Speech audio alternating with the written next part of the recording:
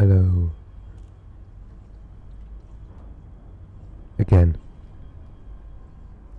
Why does that sound louder? Hello again. Hello again. That's better.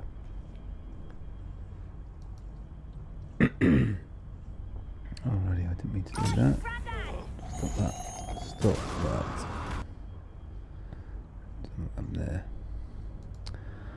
Alrighty. So it's more shenanigans in the old Corvette. And we're just gonna go and reload.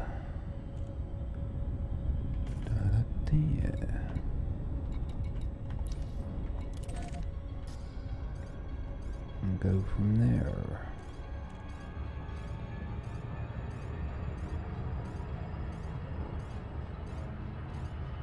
On our long road to elite combat.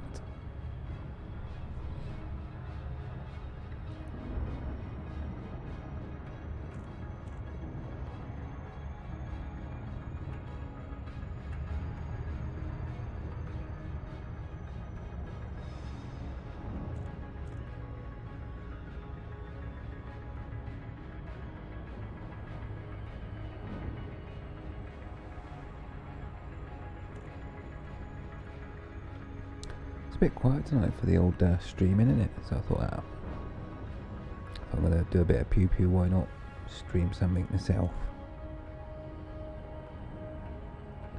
So here we are, doing the old stream thing. Yippee-ki-yay.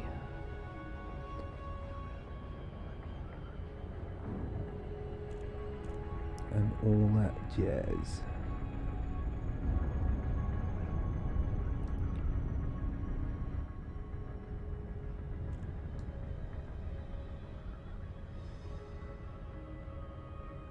My mic seems to be picking up a lot of nuance.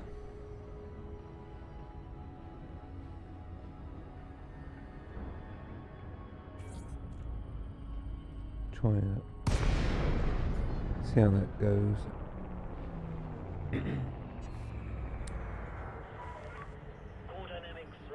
Alrighty. Get some docking permission.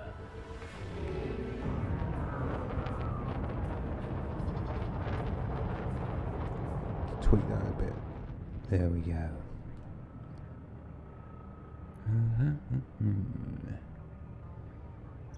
Alrighty, power to engines, I think. You will need to restrict your speed to within safe operating limits, Commander. I don't know what safe operating limits are. Please head directly to Docking Bay 39er.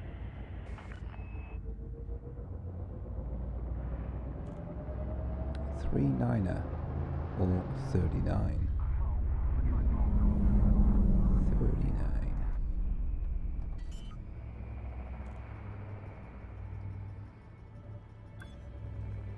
Landing gear deployed.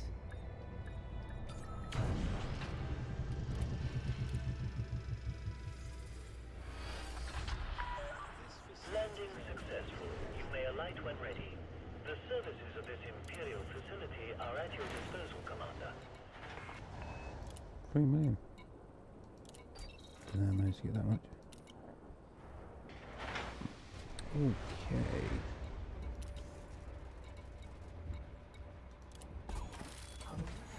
131 damage. Weird. Let's see if there's any missions.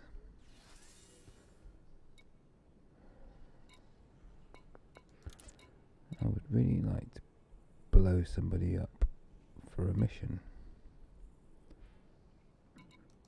Nothing there. Nothing there. Donate. Do I look like a donator? Well, I would actually, for the right cause. Urgent kill order. Not really what I'm after. Ah well. was wondering about how to change this up. I mean, I was thinking about hiring a pilot and then let them fly the Corvette and see how they get on. Just for fun. What's the point? We got ammo. Limpets. Never leave home without limpets. Alrighty. And away we go. Yeah, but of course if I hire a pilot to fly the Corvette, which would be nice to watch, I guess. Obviously I don't get all the kudos for combat, considering that's all we're worried about at the moment. Maybe that's something to do once I've achieved the required rank. Oh, overcooked it. Slap. There we go. No one saw that, did they? Oh, come on.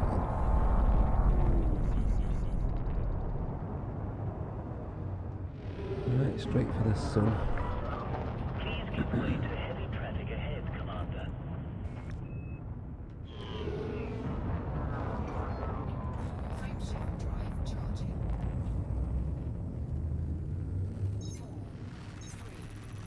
So it's more Pew Pew.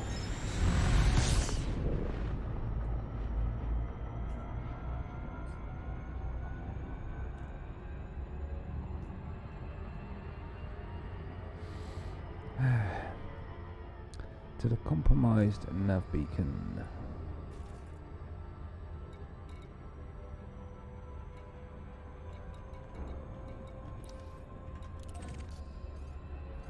Make it so.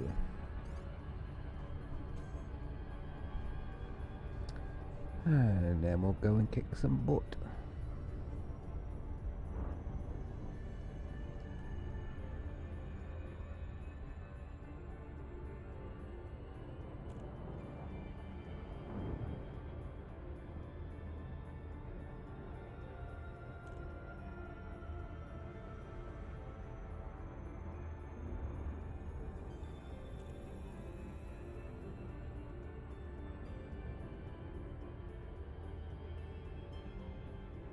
I hope everyone's having a gorgeous day today.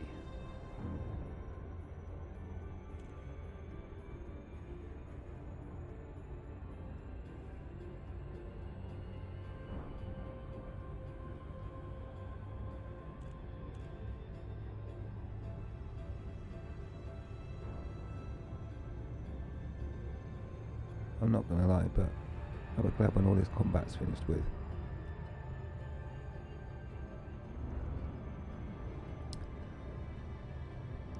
I am getting a lot of materials though, so I can't grumble at that. Can't grumble at everything.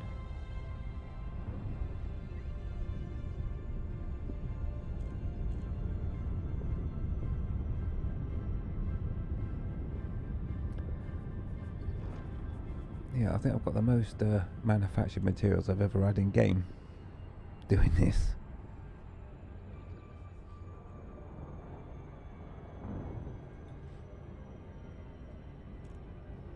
Which ain't too shabby.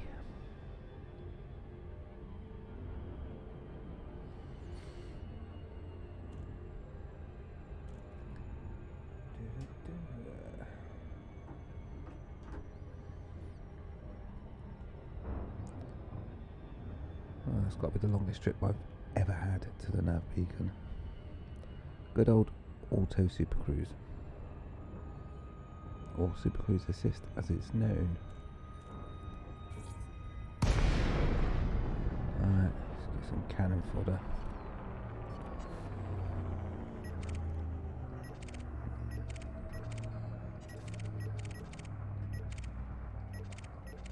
Just looking for any big ships to start with. Python. Let's see. Oh, he's deadly, so that's not a bad start. Warning, Commander Nutter has deployed his hard points. Hoo-yo!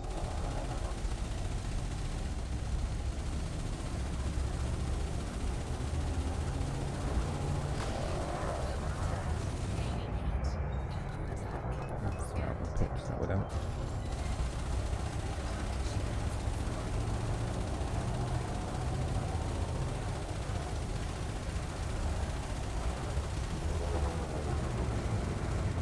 How do you like those apples?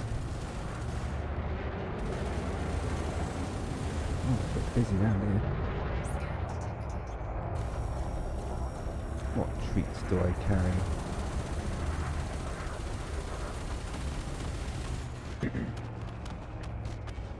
Got some peanuts.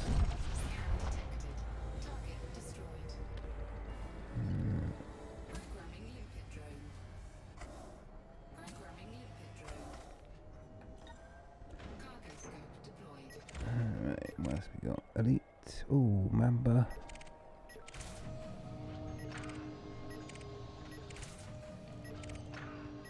think it might be the Mamba. Ooh. I'll also take an Elite Eagle any day of the week. As long as he's wanted, of course. Excellent. Muhahaha.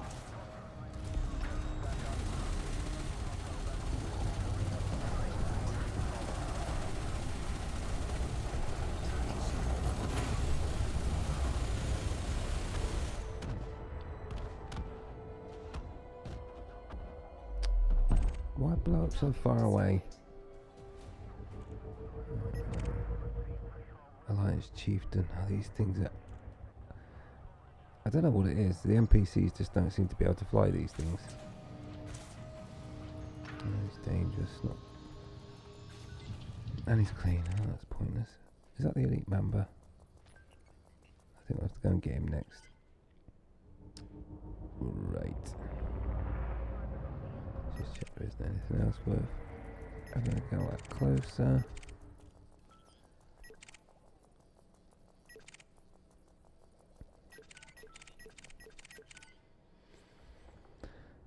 Elite Mamba it is then.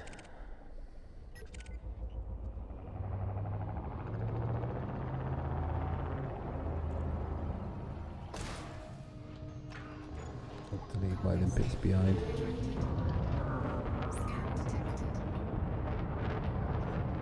As soon as I do that, I'll get a scan detected.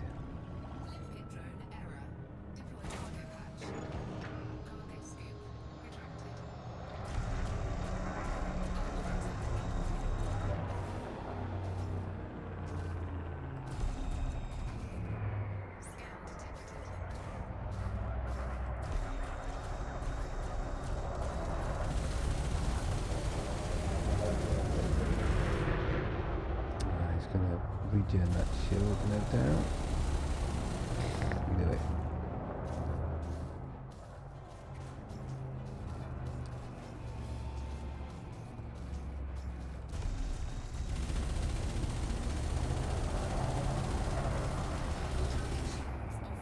Regen it this time though.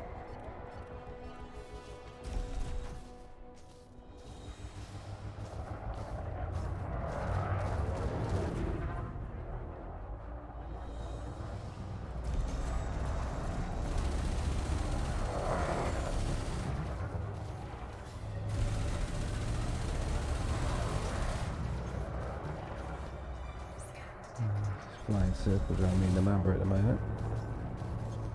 It's frustrating.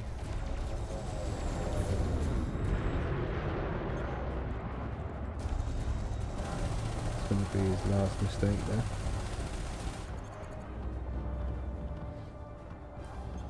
Just a minute.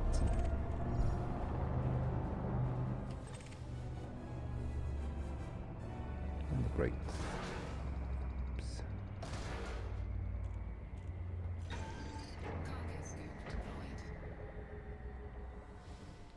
Don't select the target, otherwise I'll lose the limpet.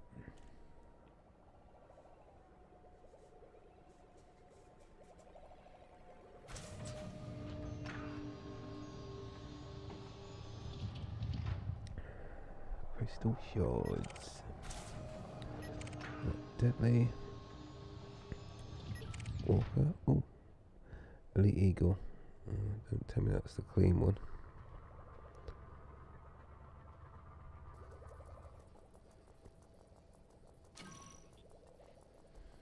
I wish sensors were omnidirectional.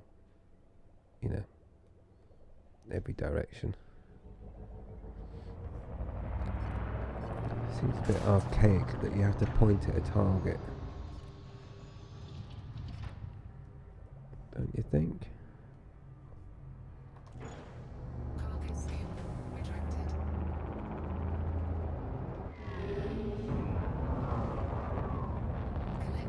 Well, we don't even have to point it at a target right now to scan it, really.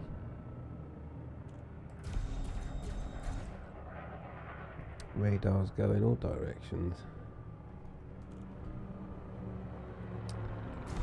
Come on, Max.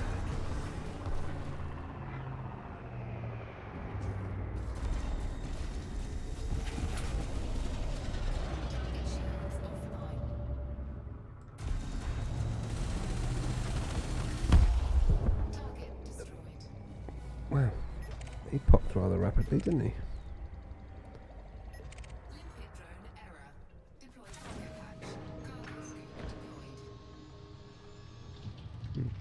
Bit low on targets. We'll take a little stretch.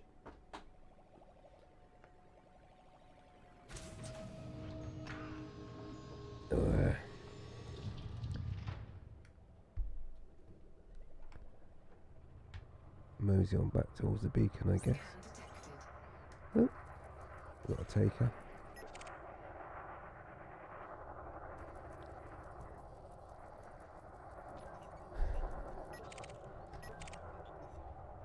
Not really interested in the Viper.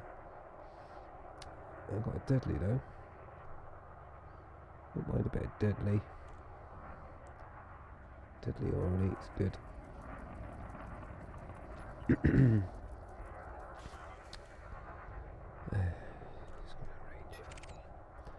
Right, we're going to mosey on back towards the nav beacon anyway. What's this Python doing? It's not Python. It's Python. That is clean. Thanks for the data though.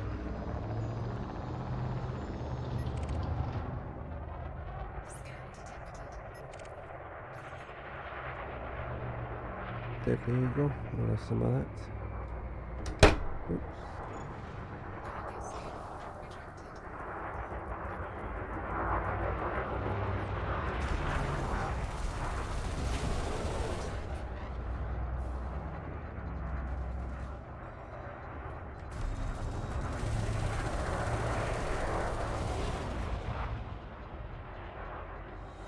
Playing hard to get.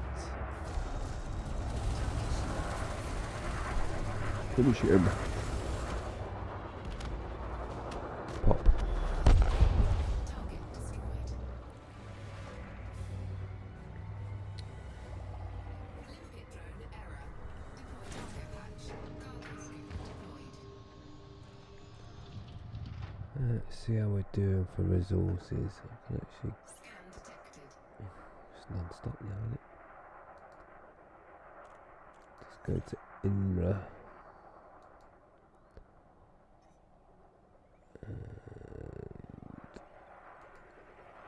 Load up what I'm up to.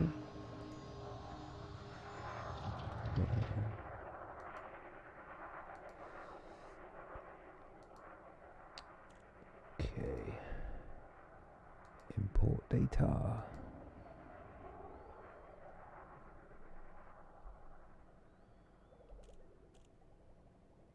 Have a good think about it.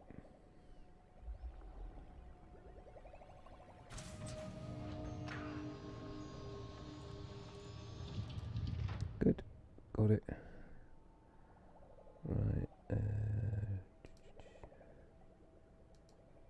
see how we're doing.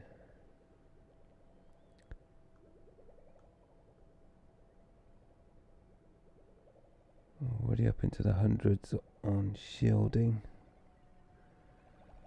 And crystals and alloys. Good stuff. We will have a lot of materials at the end of this session, that's for sure.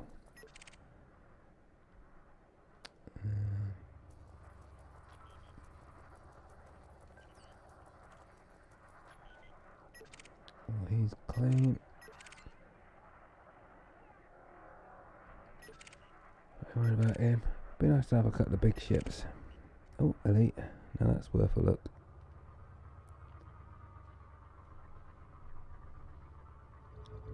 Elite's always going to be worth a look.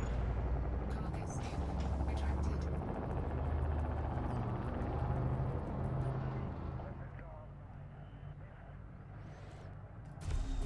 Let's say hello. Under attack.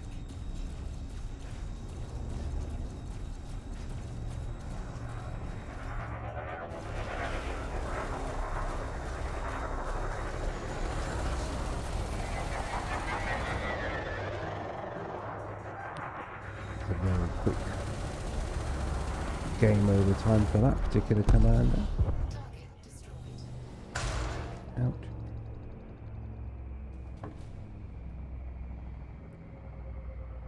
Another one bites the dust.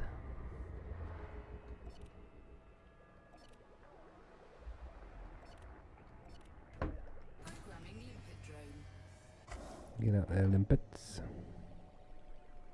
Limpet drone error. Deploy cargo patch. Cargo scoop deployed.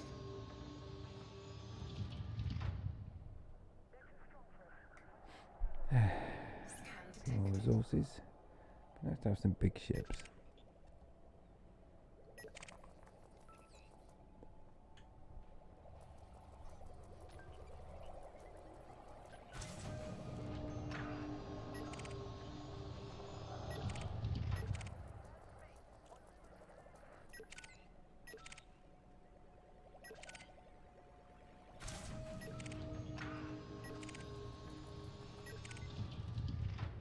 It's all a bit quiet. What's going on? Let's move towards that beacon. Cargo scoop retracted.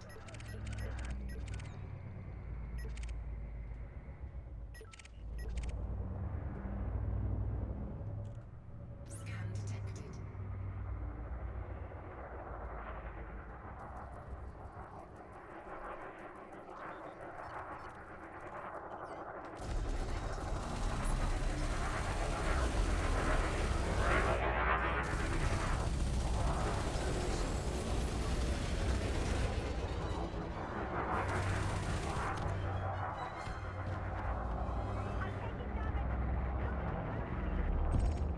Target destroyed. Programming limpet drone. Cargo scoop deployed. Hey Cal, how you doing? Good evening, sir. Just a casual evening, doing a bit more Pew Pew.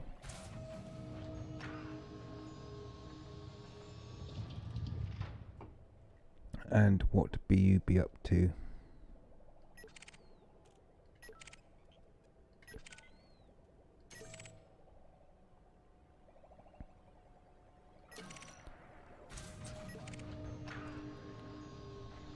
Anything interesting?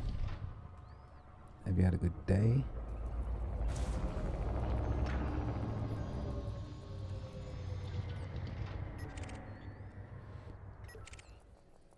Oh, elite, hello.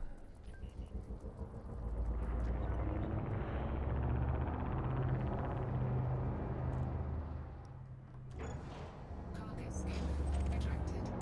You're eating too many pancakes with too much Cadbury chocolate spread. Wow.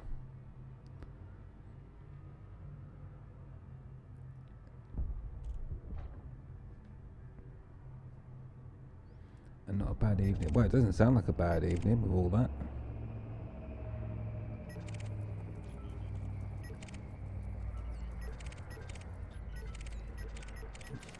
Elite. There he is. That's who we want. Yeah, it's the little things.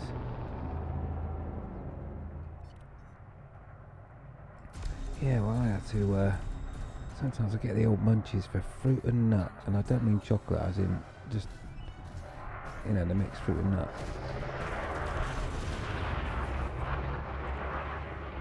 So I had to go through that before I started streaming. You can't really eat when you're streaming. Not very polite, is it?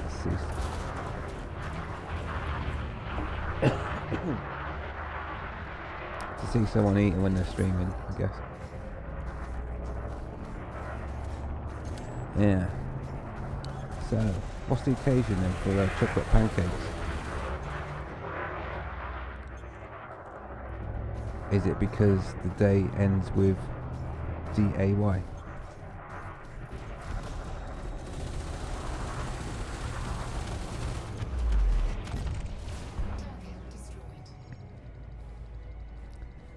There's not much ships around, is there?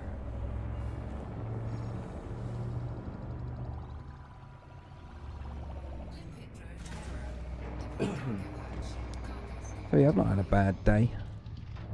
I've been thinking about how can I make this more interesting. We're not got, well, I say we ain't got long left to go. Where are we up to? 59%. 59%. So my quick maths tell me that's 41% to go. Yeah. Which is still quite a lot really, I guess. What's the plan for my channel? Well, that's a good question. Well, at the moment, it's pretty much just try and get noticed.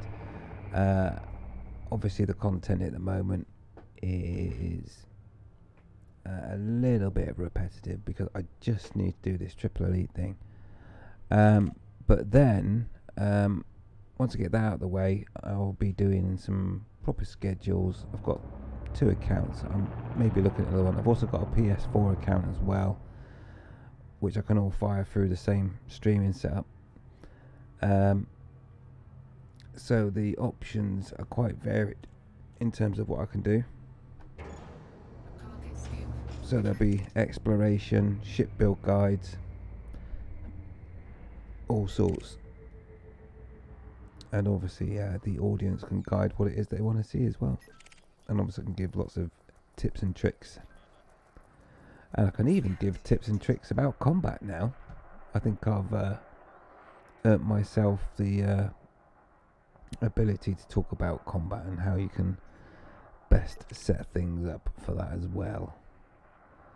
Not so much PvP, but I just can hear this ship in my left ear. And it's these guys here. And the Cobras. I'm not really interested in them. Deadly. I'm interested in that though. So yeah. But lots of unknown exploring, messing about, doing stuff in the buggies, out in the black. I mean, this account's pretty much done everything now. It won't be long before it'll be triple elite. So we can just use it for anything really.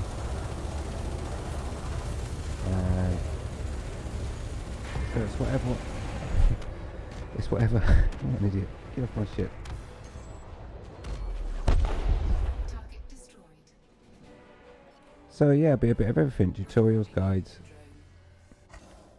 Programming limpet drone. fun, shenanigans, getting obviously other people in a group going, doing group stuff. Maybe a bit of SRV racing, canyon racing in ships, all sorts. Limpet drone error. Yeah, and obviously a good chat about all the latest news and happenings.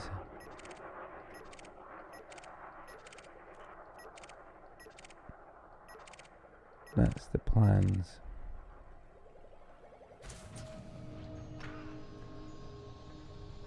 inline TH.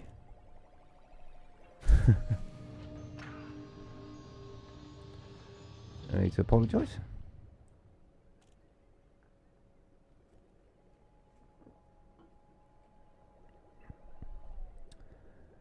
Yeah, so all sorts. I might even do some CQC as well.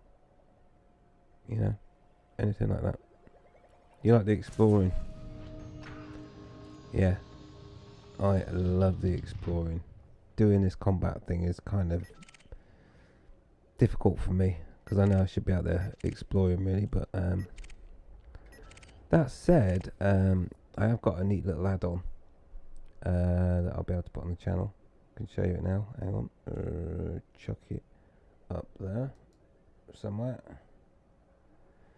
There you go.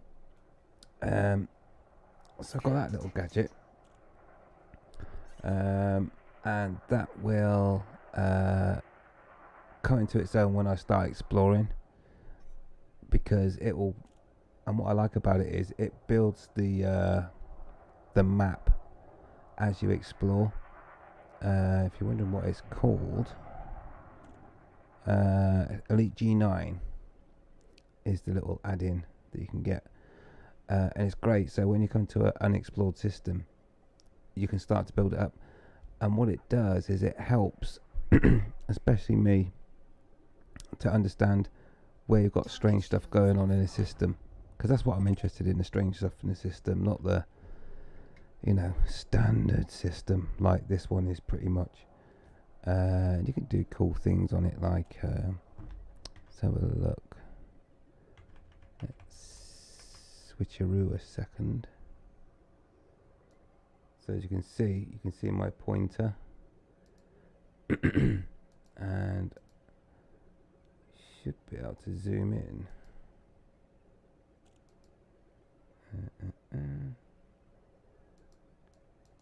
So you can like zoom into areas.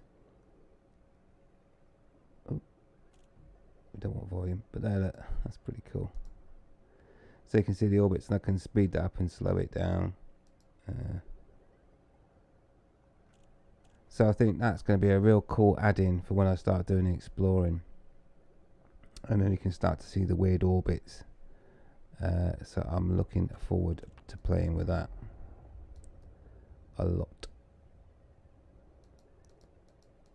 So yeah, that's a little add-in I've got there as well, which should be fun.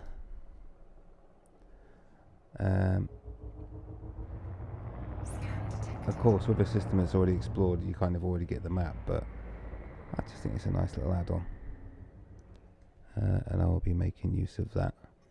It also does lots of other stuff as well. If I find a ship that's wanted, oh, Elite, hello. Hopefully this guy's wanted. It'll actually come up on the add-in. There you go. 52k bounty. So I think that adds a little bit to the stream as well. It's a nice little add-in.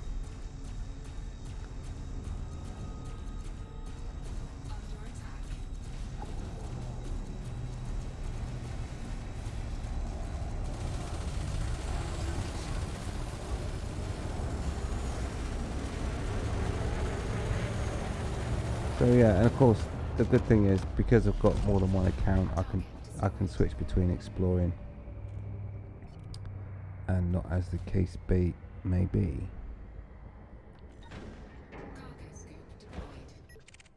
But I'll have a lot of options with this account, as obviously it'll be triple elite with everything unlocked. So I can pretty much do whatever I want then with this account.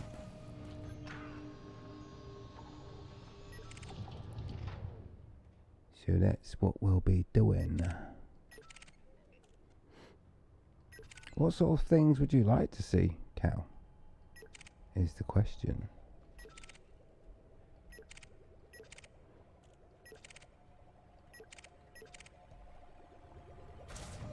Crate Mark II, normally deadly or above. Let's see what we got. Well, that's no good. Unwanted.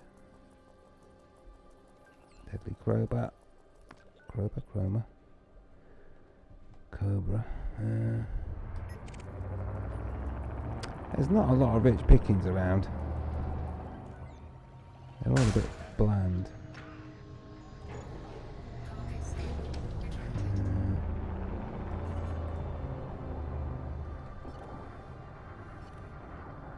I suppose I've got to shoot something though, right?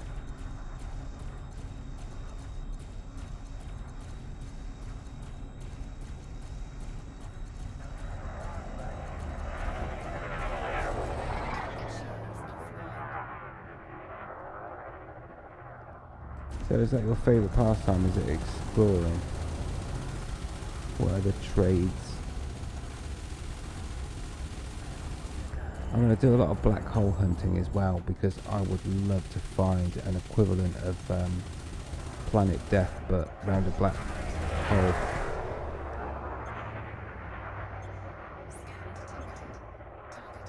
Yeah. Well, Cal, you know you're very much like me. Then I like the extreme, the hard to reach places, taking risks on getting there, maybe not coming back.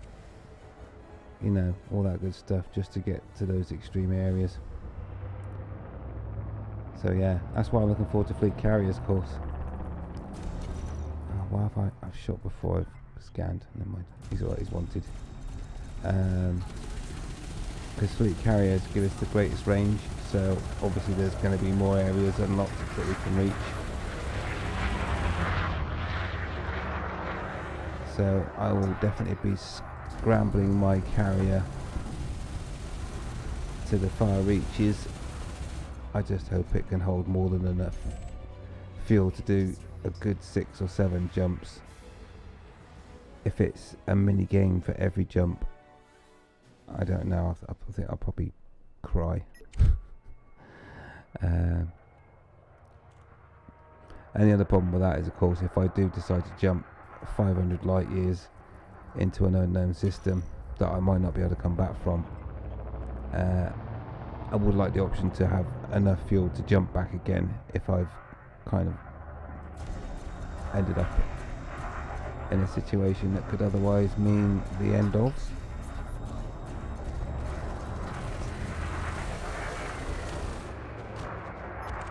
Of course, there's lots of unanswered questions at the moment with the Fleet Carrier, so we'll just have to see what's what when they come, I guess. Frontier are pretty good at not telling us anything, and I think gone are the days where speculation is worth doing. You just need to just wait and see. I know what I'd like them to do.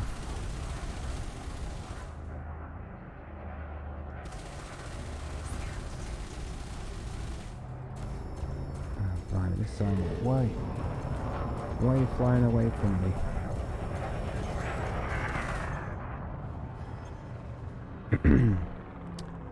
Yeah, so we have to just wait and see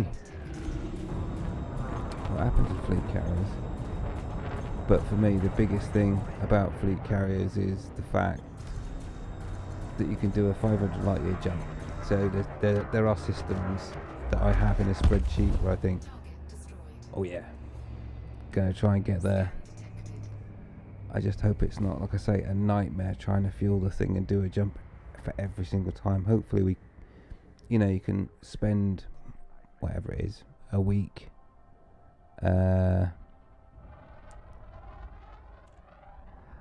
sorry, don't worry about if it buffered. I'll probably mention it again anyway. I can repeat myself sometimes, but yeah, in terms of the exploring and the extremes, which you say you like and I like as well, as you probably know, I like the extreme outer edges and hard to reach places.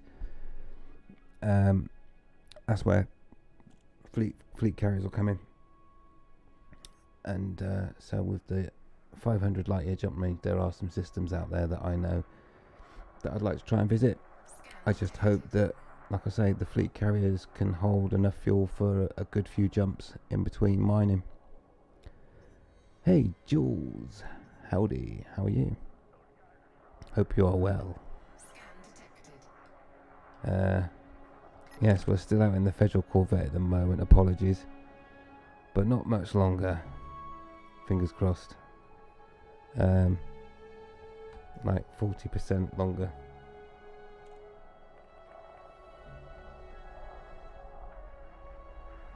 Not all on stream though. It's a long slog, isn't it? That last oh, it's an anaconda and he's deadly. Just what the doctor ordered. Right, let's have some fun with this one. Let's start by saying hello. I don't know where he thinks he's going.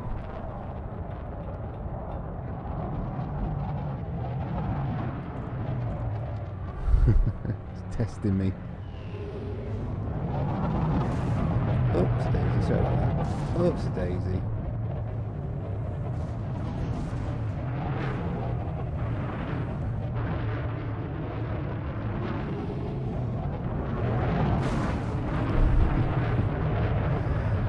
It's called Shovaconda. I'm sure you've all done it.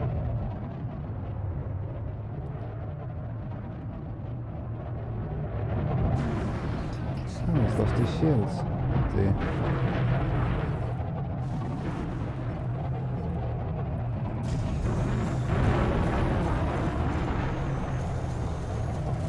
Good luck with the old fighter.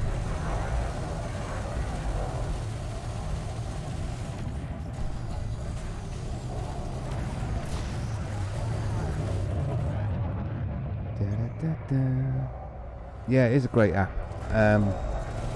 That's why I put it up there so you can see it. That's what I plan to use for my exploration. It does lots of other things as well, but for me the main attraction is the Ori map. Is that him dead? Ready the limpets.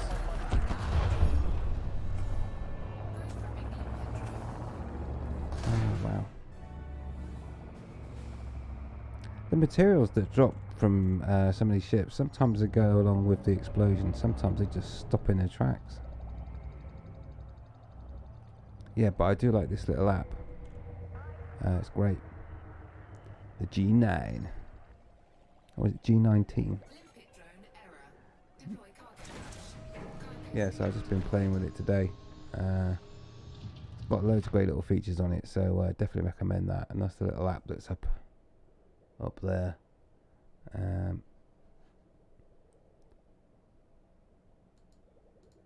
That one up there. Yeah, it's cool, and I can play around with it whilst we're live as well.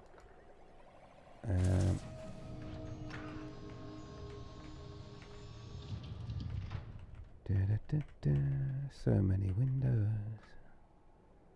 But yeah, as you can see, I can play around with that. Zoom in.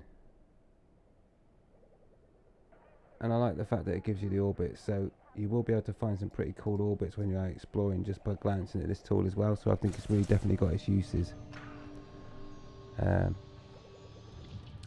it also plays like in-game messages and all sorts of other stuff as well. It does a whole host of stuff, but for me it's the Ori map pretty much that does it for me. That's the win for me.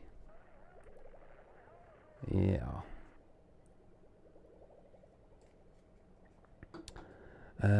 And guess what? News today, of course, is tomorrow is the next server tick, where I will then be able to finish my video, which will be a recorded video on how to earn the most arcs. I've not been able to do it so far because the way that I've been playing, and obviously the regulars already know, but this play style has revealed a very quick way of earning arcs, ridiculously quick. Basically, you can expect to get 400 arcs in 2 hours max, probably less than that actually, because I started recording the video and doing the little snippets for it, but then when I actually went to go and show how many arcs I had, I'd already maxed it out, and that was on a Thursday, which is the server tick day. So yeah, That video had to get paused.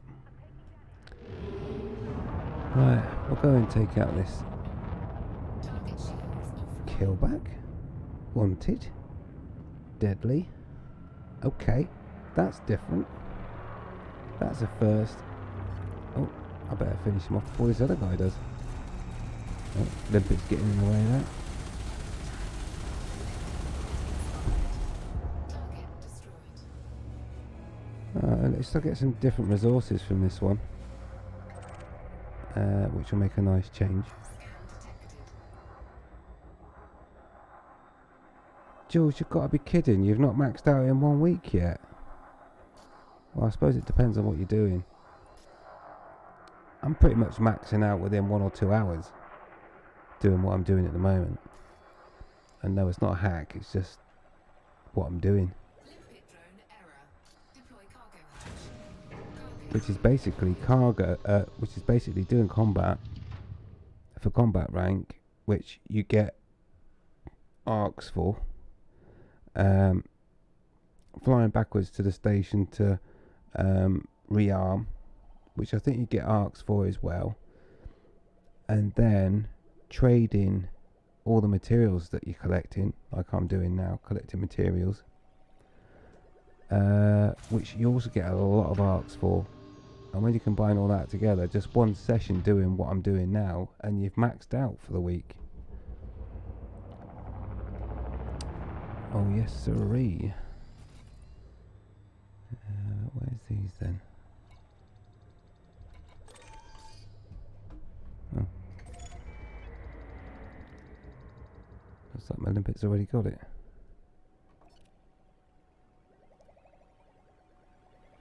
There are no ships around.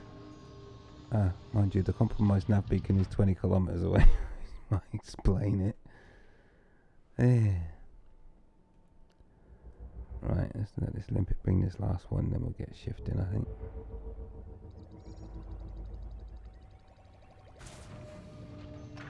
Go on, grab that last one. Hurry up. Might as well grab them, because these resources are great for trading later. And I was just looking to see what I'm up to at the moment. I mean, I've got like proto-radiolic alloys. I'm up to like 50 of those.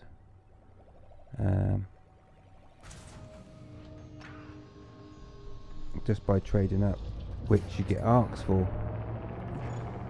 Cargo scope retracted.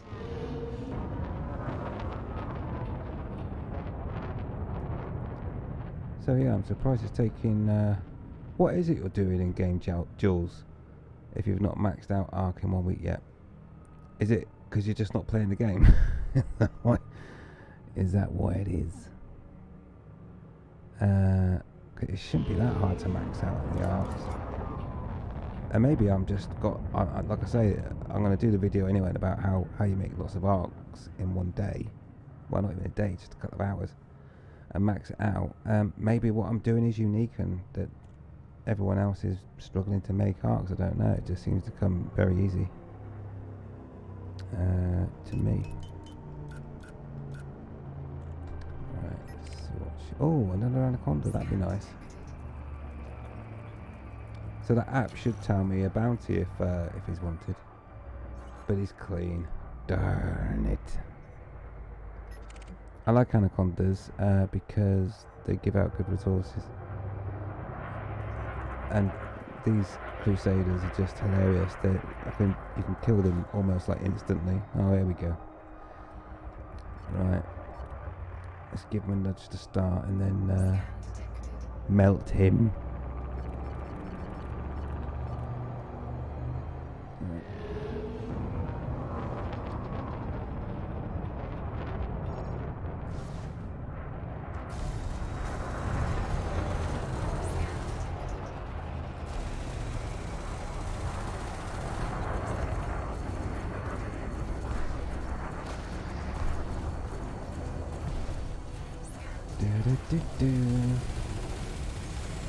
They're just ridiculously weak.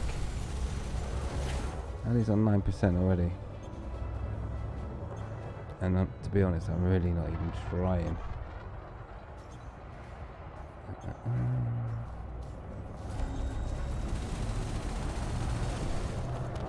And that's all she wrote.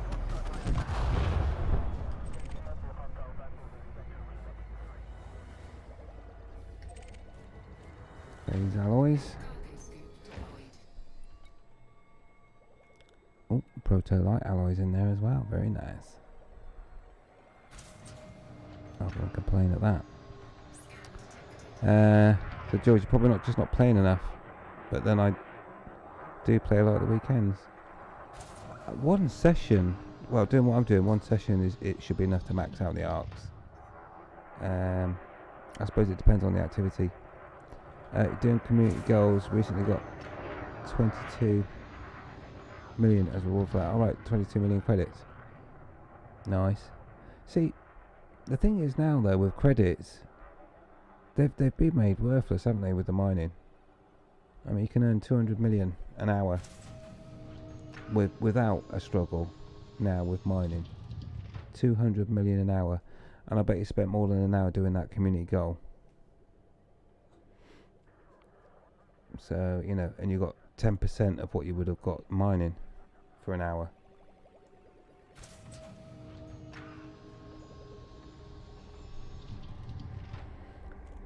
But yeah, it's about enjoying the game though, right? And you know, I kind of enjoy the Pew Pew that I'm doing at the moment. It's getting a bit repetitive, and I know that people say, you know, well, just stop then if you're not enjoying it. But I just need to get it done. But I'm not just focusing on that, which is a bad thing to do. I'm doing more than that. I'm collecting loads of resources, so I could just be sat here just blasting every single ship. I was only a master. Oh, it's a group of them. What do you call a group of challengers? Like a pod. Right, let's destroy them all anyway. Oh, sorry. Excuse me. No boost left. Anyway, so yeah, I'm collecting materials as well, so I'll be able to use those materials for ship builds and build guides and other stuff that I can do on the channel as well. So it's all counting towards future content. It's not like it's going to go to waste. I might kind of get this Challenger design up in my sights. So I'm not focusing probably. Right, you sir are going to pay for that. Oh dear, that's his shield's gone already. Yeah, but I gotta say, you know, the combat thing is wearing a bit thin. And I'm sure you guys want to see me do other stuff, guys and girls obviously, do other stuff other than combat and collecting materials and trading them. And I mean, I've played with different weapon setups. I'm happy with the setup I've got now. I was considering getting a pilot to play around with that, so that I could watch the Corvette in action from my fighter. I did put a ship launch fighter in and put a decent pilot in the Corvette, but then I'd be sharing rank up for combat rank, so it's really a case of just get it done now. Because I want to get onto other stuff, but I really want to get this triple E out of the way first. But we can still chat and talk about other stuff, and we can always flick to Planet Death. Talking of Planet Death, I did put up a picture on Reddit. I don't know if anyone saw it, because there's a lot of people doing the Praise the Sun images at the moment. So I did one from Planet Death, so I thought that'd be pretty cool. Come out quite nice. I can always show you as well. Let's catch up on chat. So yeah, credits very true. I don't intend to go the easy route on this account. Yeah, there's no real easy way. You can have lots of credits, but that doesn't stop the grind. Programming liquid drone. picked up some of these resources. Programming limpet drone. So yeah, there's no quick way in Elite. No matter how much money you've got. Scan detected. Yeah, and in terms of what we can do with this, I mean, yeah, we can do multi-crew. We can have all sorts of fun and laughter, and obviously we'll be able to see our avatars inside the ship as well. And I'm sure we can have a lot of fun with that. We can make some videos, some comedy sketches. Drone error. Deploy cargo hatch. Just one at that load. Cargo scope. All that sort of stuff. Yeah, absolutely. And carry your secret. Shame is that you don't know how to use Reddit. Let me find it. Actually, I suppose I could post the link to the Reddit. Let me find it. I'm not an expert on Reddit by any means. I mean, I'm kind of forced to use Reddit at the moment because I got as you know, I got a 7-day ban from the Frontier Forum. But still, I have no reason, no idea why. They just put down harassment, so I'm still banned from that. So, and that was like nearly a month ago now. So someone's got a real chip on their shoulder about something I said. So yeah, I've had to turn to Reddit anyway. So let me see if I can find my post. I'm not great with Reddit either, to be honest. Any dangerous? Scan detected. There we go. Ooh, that's nice. Right, I'll copy the link. So let me know if that works for you. Firstly. And I don't know if that actually links to the page. And that's probably not as good as the original image, to be honest, as well. Scan See if I can detected. get to the actual post. Yeah, it kind of blew up on Reddit, which I was quite surprised at. And there it is there as well. And what I can also do, I would imagine, is share my screen. Let's have a look.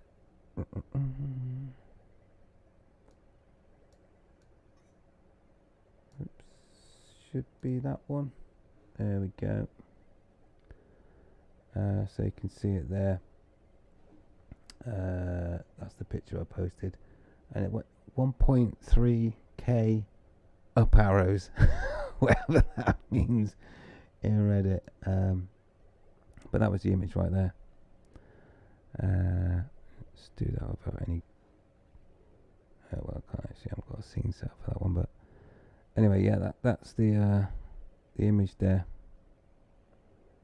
And I put a link to it down the bottom there as well, so you can have a look at it about all the clutter on the screen.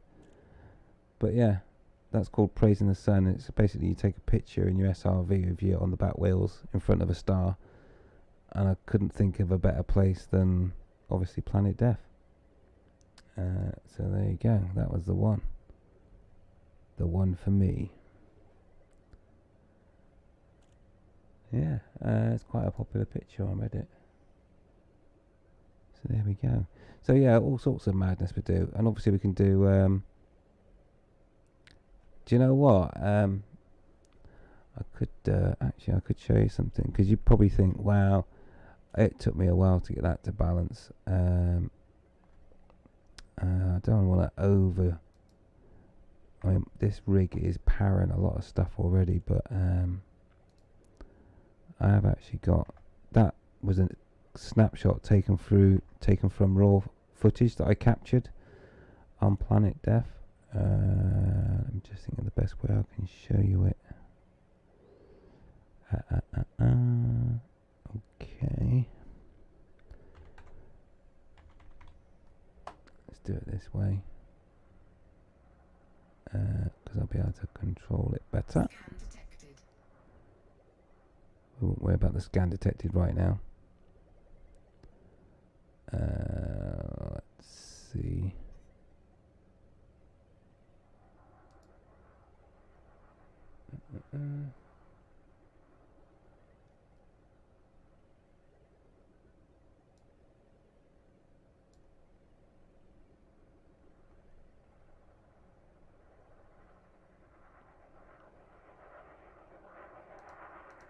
I think that one's it.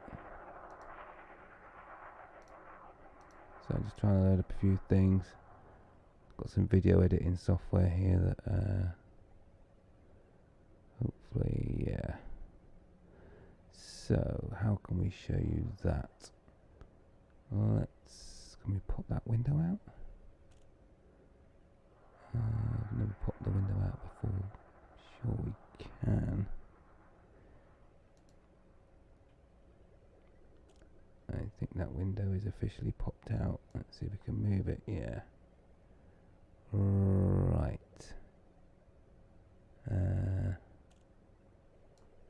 Maximize it there. Alrighty. Okay. Right. Check this out. Let's try and do it on a fresh scene. Let's add a scene here, so you're not seeing anything in the way.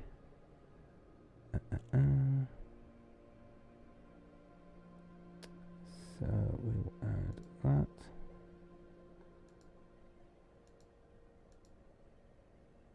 Scan detected. Okay, so hopefully you can see that alright. Now as you can see, that's actually a movie. That's how I captured that picture. Okay.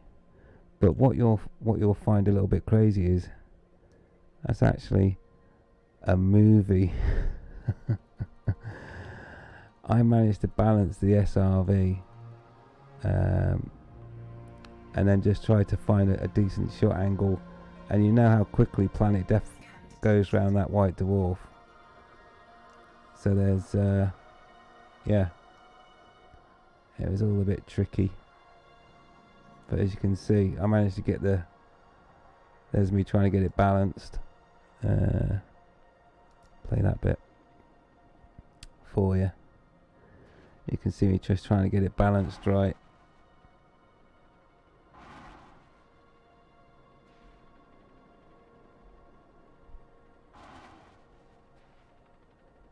Bit of trial and error. In fact, I'll let you watch it. Just enjoy watching the little how I made that clip and that image. And I'll sit back and have a little rest for 5 seconds.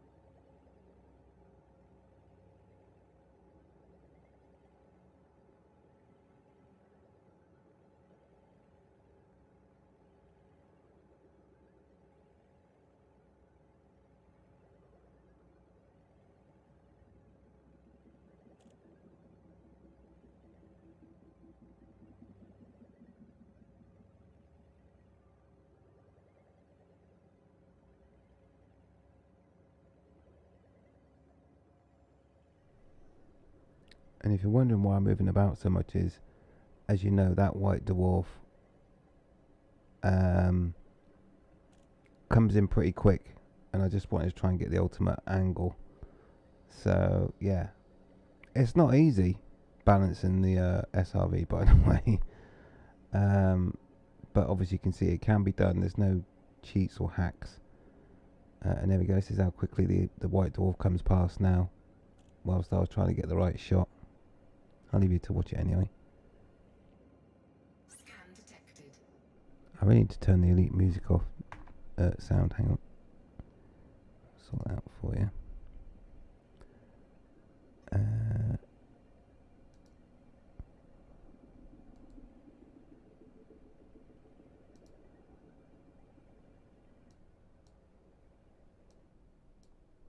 Right, this is just the sound from Planet Death now. I'll shut up, enjoy, and you can actually hear the dwarf come past.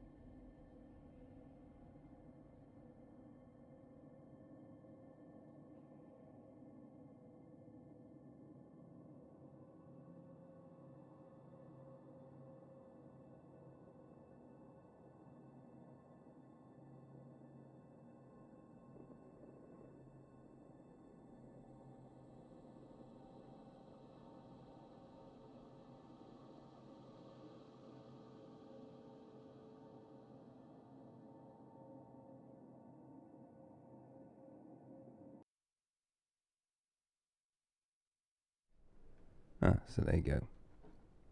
Pretty cool stuff, eh? So yeah, I hope you enjoyed that. And that's how it was made. I suppose I kind of made that look easy, but there we go. So you enjoyed that. And it's very difficult to try and get it to work out right and get the angle right, because you never know which way the dwarf's going to come from. So there you go. Anyway, excuse me, I thought you might like that. So yeah, that was a popular thing. So yeah, we do lots of shenanigans like that. And yeah, you can balance the SRV. It just takes a little bit of fiddling about, and it's probably best done from the outside view, if I could give you any tips whatsoever. Right, let's see, how much ammo have we got left? Quite a bit of ammo. Let's just turn that game volume down a bit, sorry.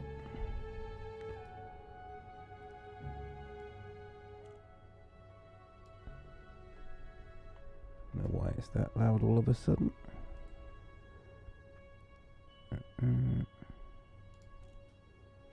We'll soon fix that. That's better. Oh yeah, the lensing effect's mental. Jules, you've been there as well, haven't you? I know you have. We was there. We was on the planet together, which was pretty darn cool.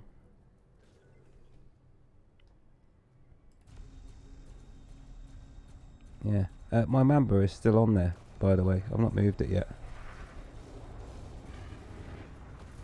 So yeah. It's still parked up.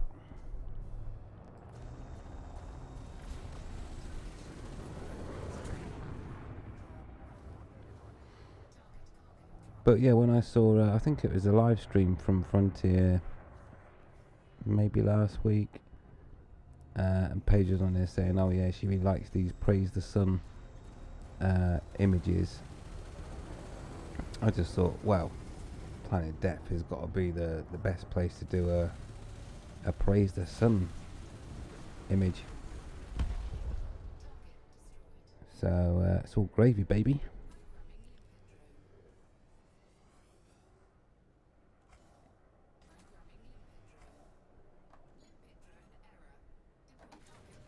Just deployed it. Alrighty, yeah. So we're gonna have all sorts of shenanigans going on. These Alliance Chieftains. I've yet to play with any of these newer ships, and the good thing is now I've got resources to do them up.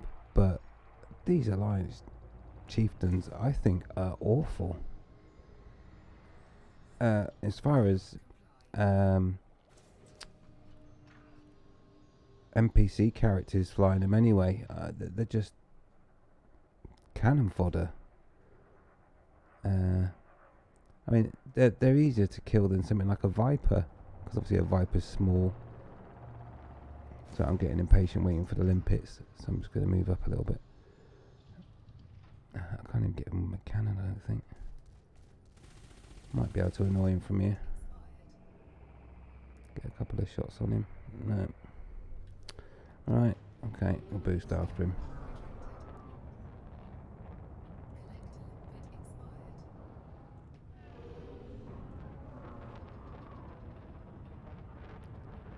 So yeah, I would like to do some of these ship builds as well. I've done all sorts of exploration builds as well. I still need to do the how to build a max jump anaconda video. I've talked about it live, but I do need to start making some proper recorded videos as well,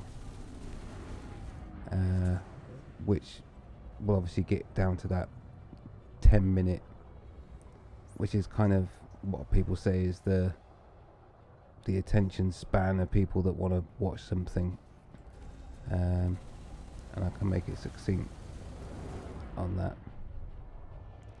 because obviously live videos can go on for a while, and if you've got things to do and you want to go out and you're meant to be going down the pub with your friends, you don't want to sit in front of a live stream forevermore trying to glean that important bit of information.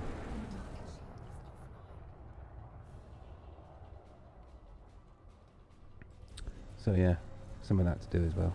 But no, we can definitely have a lot of fun on the live streams. And I think the fleet carriers is going to bring a lot. No pun intended. I just hope that it's not too much hassle trying to get them out to the fringes of the galaxy.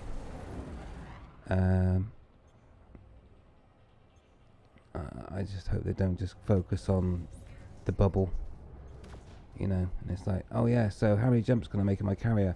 Well, one jump, and then you have to go and refuel it, and it takes 4 days to gather enough resources to do the next jump. I'd be like, oh no, fleet carrier's ruined straight away, you know, because 500 light years will get you from one end of the bubble to the other pretty much. But if you want to take a fleet carrier to Beagle Point, that would be a nightmare if you had to refuel and mine for that fuel after every jump. I think I would definitely throw fleet carriers in the bin if that happened. That'd be a bad day.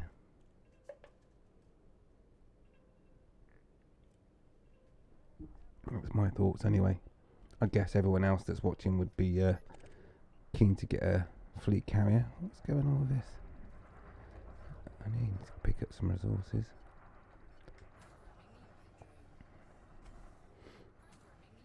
Everyone's going to be on the fleet carrier bandwagon, I am sure. And probably everyone's mining to get the required money. Sounds like a challenge. It will be done.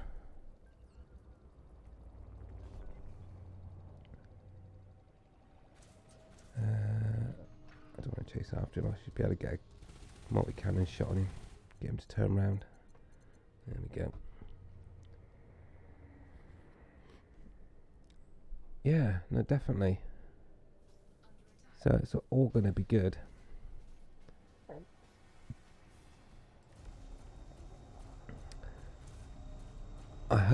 All I hope is that the fleet carrier modification that's coming out for Christmas, which I guess is our Christmas present, right? Let's just hope it goes smoothly. It would be a terrible shame if it comes round to the Christmas holidays, Frontier release their fleet carriers, go on holiday, and the game's broken and no one can play over the holiday period. That'd be a darn shame.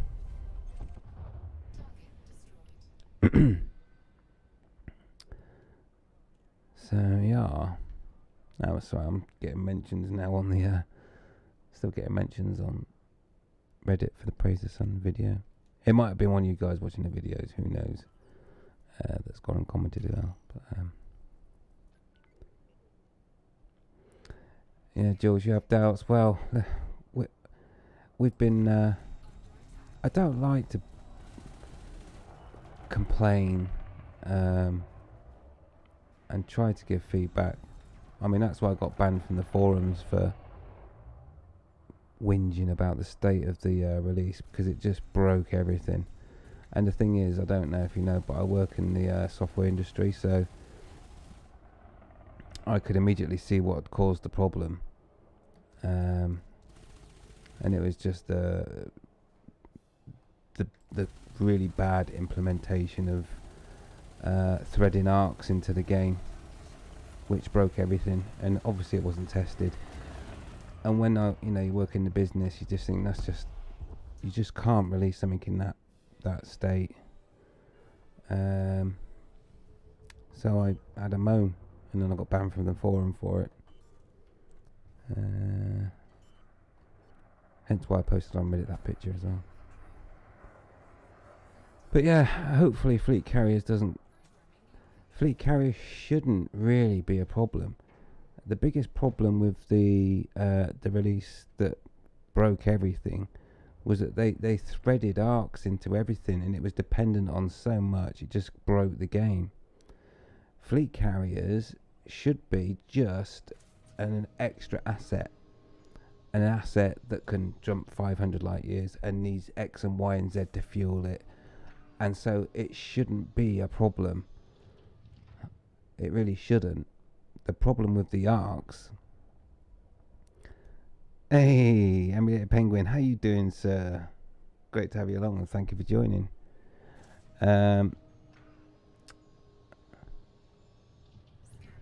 So, would you say ultimately the result of free content, Nutter? Well, the thing is with arcs, yeah, I would have been happy just not to have arcs in the game, and if you need to buy arcs on the store, then fine, and you use arcs, and that disguises the cost of it and all that good stuff. Therefore, they get their own game. But when they threaded it into the game to entice people to buy arcs, I know some people say, oh, it's free, that's great. Yeah, but the thing is, it's just in everything, and that's why we keep getting these bugs, because it's dependent on actions you do in game. You do an action in game, if it doesn't get the response back it wants, causes an error. They didn't do very good error handling, as we know.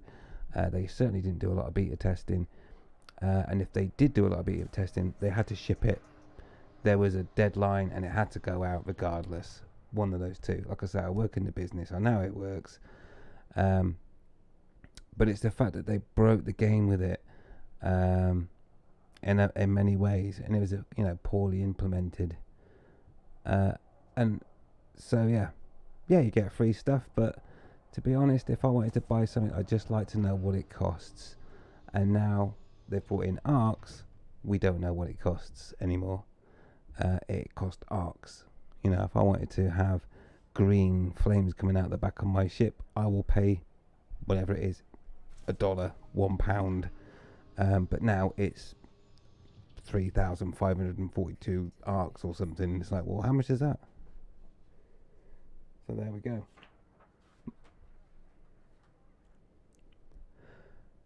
Alrighty, just bear me a second.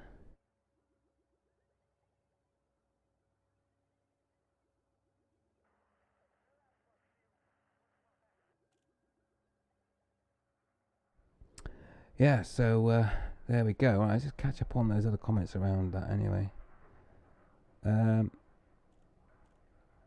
So yeah, we also know, of course, that the developers, the team, the resource pool for this part of this thread of Elite is reduced. So obviously there wasn't a lot of people to work on it as well. And yeah, I'm glad to see me back at it. Yeah, I just had a few days off. And Jules there. The whole crux of it is the lack of testing. Yeah. And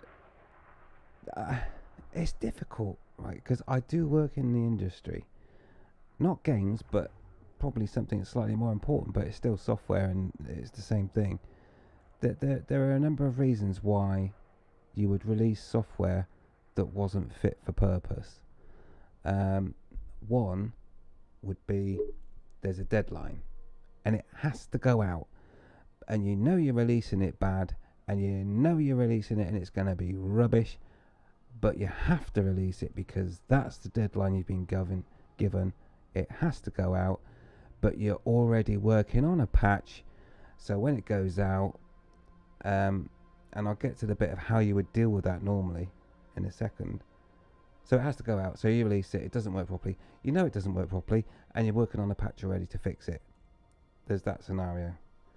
Then there's the scenario that you release it and you didn't test it, which sounds crazy, but it's different in my industry. I can't do that. The software that I release has to be right. You can't release stuff that doesn't work. And you certainly can't release stuff without testing it. You just can't. There's legislation you can't. Whereas obviously being a game, I guess it's different. So there is a chance that they did release it without testing it, which I can't comprehend that at all. I really can't. But maybe they did. And that's why. So they weren't forced against the deadline. They just released it without testing it. And that's kind of the main two reasons why you would get that scenario. Obviously there's a roadmap that they have, and they introduce arcs. It must go out by this date, and it must be in the software. And so when players go in, we want to see the arc store icon big and bold on there. Let's get people buying lots of arcs. We're going to have lots of money, and and we'll entice them in by letting them earn arcs in game. And that was the deadline it had to come out at, and it wasn't ready, was it? Simple as that. It wasn't ready, regardless of testing and regardless of the deadline and what other. I can't think of any other reasons why they would release it like that. It wasn't ready, and they knew it. They must have known it. I just don't think. I just can't. I can't. I'm just dumbfounded, almost lost for words. They must have known it was that bad. Obviously, they put lots of weird error trapping messages, which, to be honest, again, is laziness, because it means they haven't tested it. So the reason you're getting the error messages Blackadder, is because that's the code they've put in there, so that if things go wrong, that's the error message you're going to see. to help them try and fix it, which is what the beta testers, or alpha testers, should I say, should have done. So, yeah, I could whine on a lot about the way that it was released, but yeah, testing is something that they've definitely stopped doing. And let's be honest, I don't think they wanted our feedback on that last release anyway with ARCs, because it would have gone into beta. We would have started beta testing it, and everyone had been, rinsing it over at that point. But in hindsight, and where I was going with this is, if their communication was better, and they said, look, we're releasing this, now there's going to be a few bugs, we know about them, yeah, but on Thursday we have to upgrade the servers, we know about the bugs, there may be some more, bear with us, let us know if you find anything, and we'll fix it together, because we're a great team. Yeah, that's how you communicate, and that's how you would get that release out in a bad state, and let the players obviously take one on the chin, so to speak, because you forewarned them that it wasn't going to be good. But the constant theme with FDev is that lack of any communication, and there's been no apology either for the state that they released it in. Not that they would have had to have made an apology if they would have just said, if they would have just said, it's a bad release this, or this patch, we know it's got some bugs in it, but we have to get it out the door because of server infrastructure. Make up any excuse, it just has to go out the door. And then things would have been fine, because we'd have said, yeah, okay, they said there was going to be bugs, there is bugs, fine. And here's a bug report, this is one I found. Brilliant, we're all happy. But it was just like, here we go, we're all excited. There was a live stream, and I have to say, when I saw that live stream, just before they did the release, they only mentioned ARCs for the last 5 minutes. It was all on the tutorial. And do you know why it was all on the tutorial? Because that was the only thing that worked. That's why you didn't get much of the ARCs, because it was only the tutorial which worked. And the ARCs, obviously, they hadn't got round to finishing. That's probably the bottom line. They just never got round to finishing it in time for the release, so they released it unfinished, and that's what we got. So, yeah. So here we are. Anyway, they finally got most of those issues ironed out. Yeah, I mean, there's still lots of other little things that are wrong, but you have to bear in mind, of course, that the main team is working on a completely different version of this game. Who knows? It might not even be the same engine. We don't know. They've been at it for over 2 years now. So, we I don't want to call it the B team, but we're on the B team. We're on the maintain thread of code. Yeah, this code that we're working on now, or playing on, sorry, should I say? Got my work head on now. Is the maintain stuff, yeah, or even almost harvest, as we call it, whereby you've done all you're going to do with this now, so you're just going to harvest it for whatever, and in this case, obviously ARCs. And the A team, if you want to call it that, they're working on something brand new. We've already been hinted that it'll be space legs and it'll be base building. No mention of, we've not heard anything about atmospheric landers at the moment, so it sounds like we're getting some sort of first person interaction and base building. I'm not quite sure on the base building.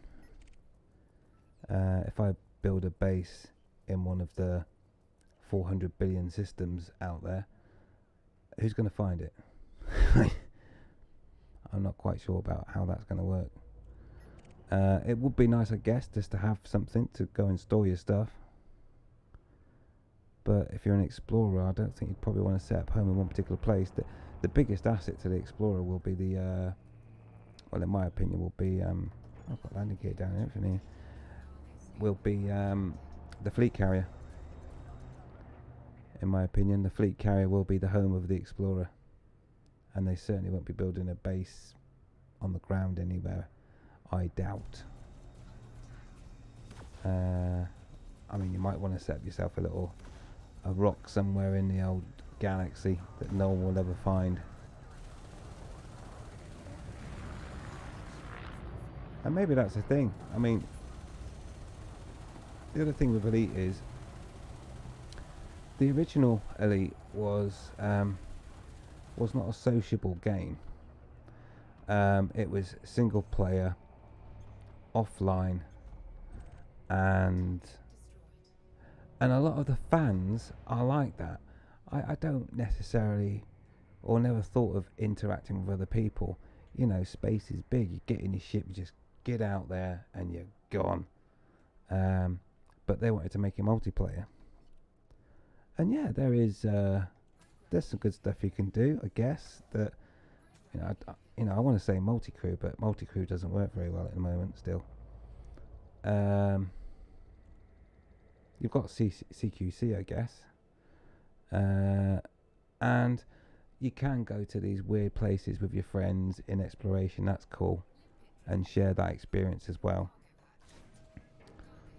But yeah, it's about the limitations at the moment. I don't think multiplayer's really got implemented as well as it could have been, I guess. And that might be due to the fact that it's client based and not server based. Who knows?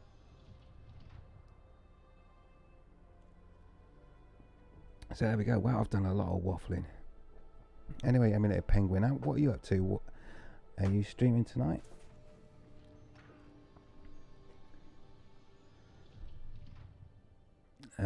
Yeah, I agree with you. Obviously, Arcs broke a lot of things because it was threaded throughout the software.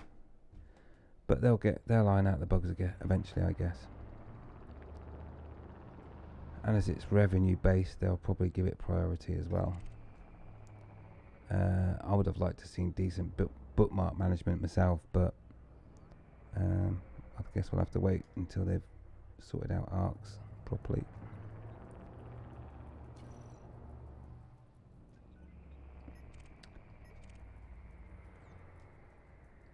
Oh, we're struggling for ships to shoot at. It may be that I've wandered a bit too far away from the beacon. What is this guy doing? I see them doing this a lot, they just sit there. Oh, he's clean. I was just about to blow him up then.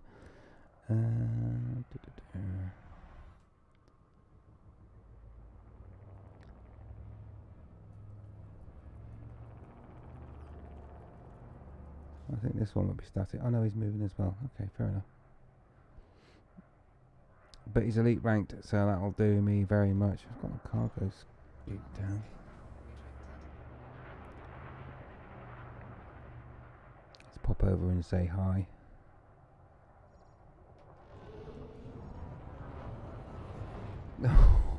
Just missed him. I'll give him a little side swipe there. Actually, he's actually sat still. I thought he was moving. That's embarrassing. Oh.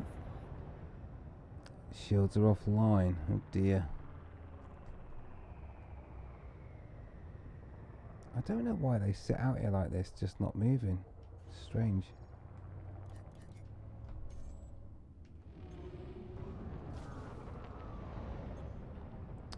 And they don't budge when you knock them either. This is a bit weird. Anyway, don't worry, we'll finish him now. I forget the weapons out, of course.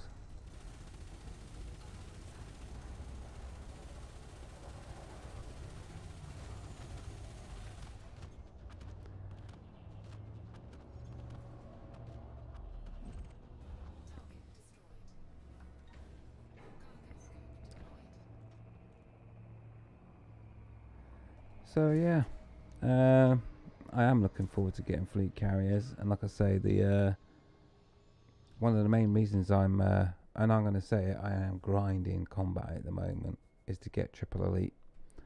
So I just need my elite combat rank, which I'm nearly there. I don't know what we're up to now.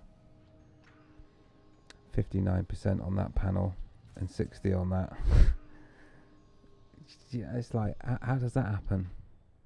How can you have the same data displayed, yeah, in two different ways. So on my right hand panel, my rank is deadly 60%. The same information, how deadly am I? Well, on this panel, I'm 59%. And I've seen it 2% out. You know, there's a difference of 2% between the two panels. And it's the same with heat. You know, when you scoop around the star, you'll see your heat down on next to your radar there on the left hand side is completely different to the heat showing on the HUD. How can it show the same data differently? And that's been like that in the game since I can remember. It's still not fixed. So yeah, you have to wonder sometimes. I guess it's not considered important. Yeah. Anyway, I mean, it does also beg the question, do you think that we'll get a beta for carriers? There's a question for you. Put that one to the vote. I've got my opinion, but what do you think? Do you think we'll get a beta for carriers?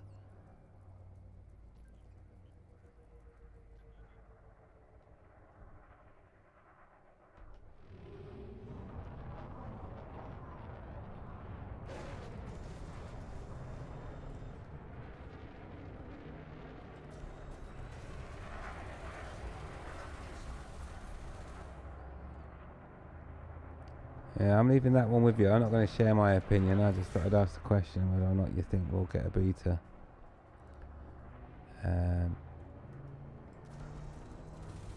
Be interested in see what you think.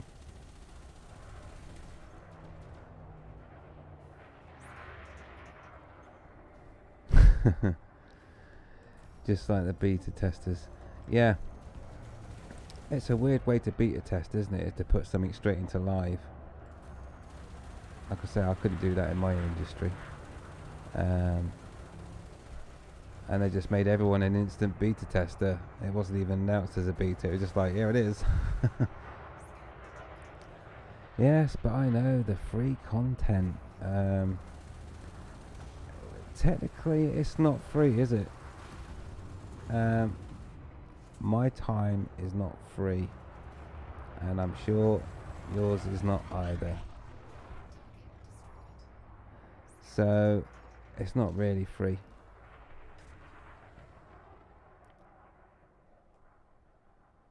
Wow, 228 just for a... Interesting.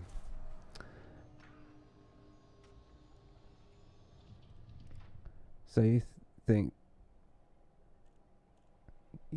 that we'll get a beta?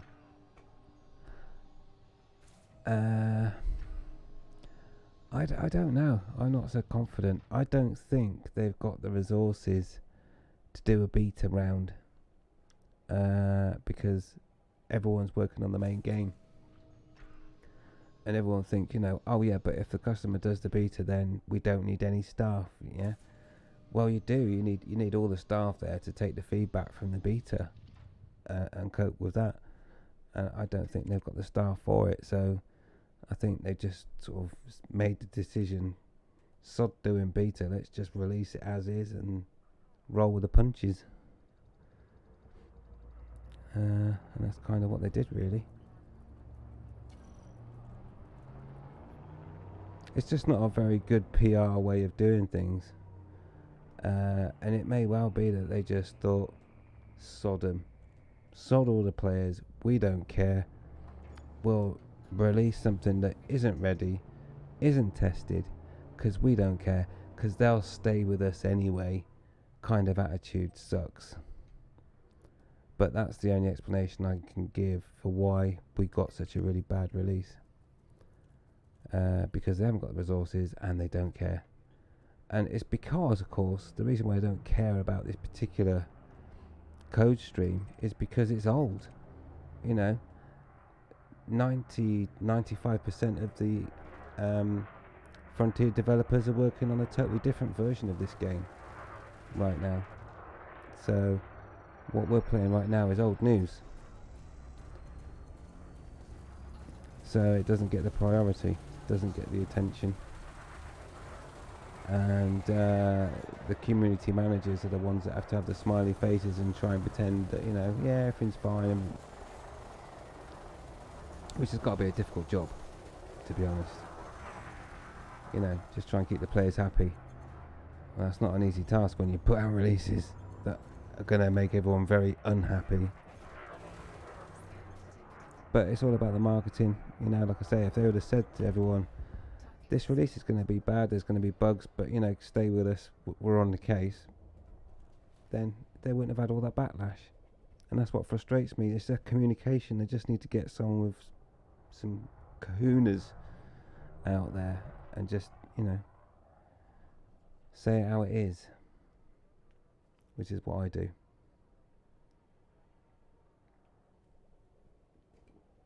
And then everybody knows where they're at. Just because they don't like it, it doesn't matter. Everybody knows where we're at. And that's why you just gotta say it. Say how it is.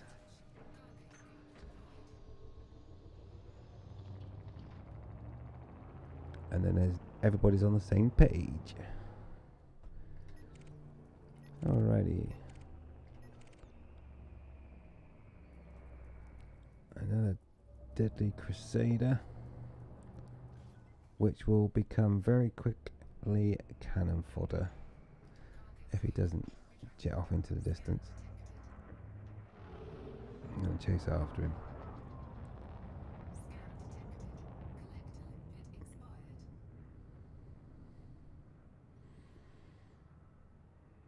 Alrighty. Prepare to meet thy maker.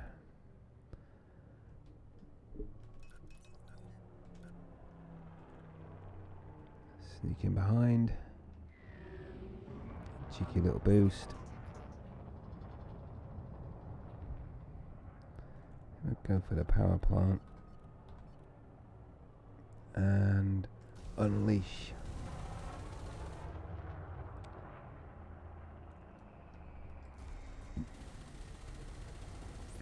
And he's just released a heat sink, I think. Just to manually aim whilst that's going on.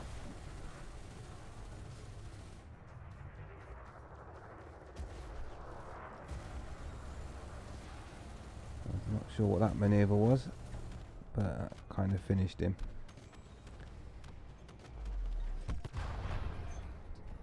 And that'll be that.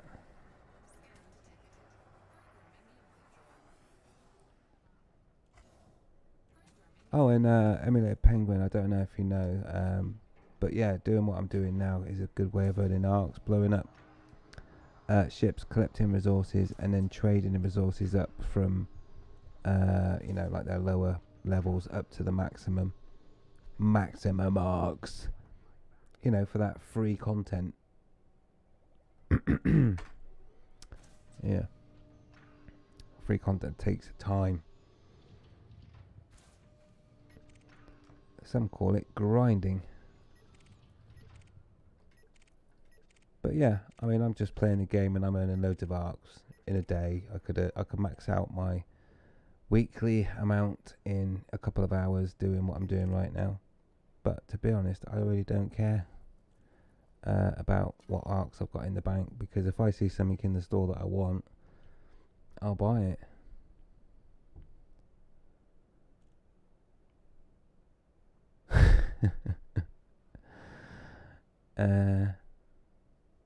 What are you like, Emulator Penguin? Sorry to lurk. Wife just got home and have EIP NSF re-entry in a bank statement. That she's read.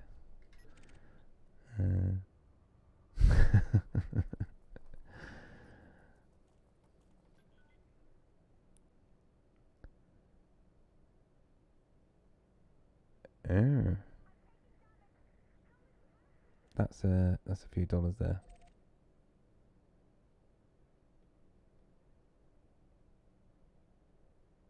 It's a scam.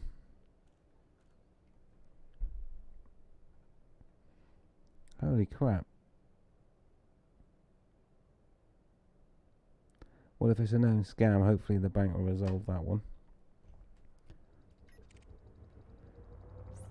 There's a lot of scammers going on. I watch a scammer on Twitch sometimes. He's not a scammer. He's a scammer beta. Yeah, well, good luck, buddy. I hope they can resolve that. That's not a small amount of change, is it? Let's face it. And I hate scammers with a passion. But there's a guy. I think his name Kit something. Kit Bodie. Does all the voices and that. Trying to think of his name. How about that? Oh, The there we future go. needs you. We Sorry, you didn't want to hear that, did you? Yeah, it's called Kit Boga. Check out that guy. He does all the baiting of scammers. He's on Twitch, and that's KITBOGA.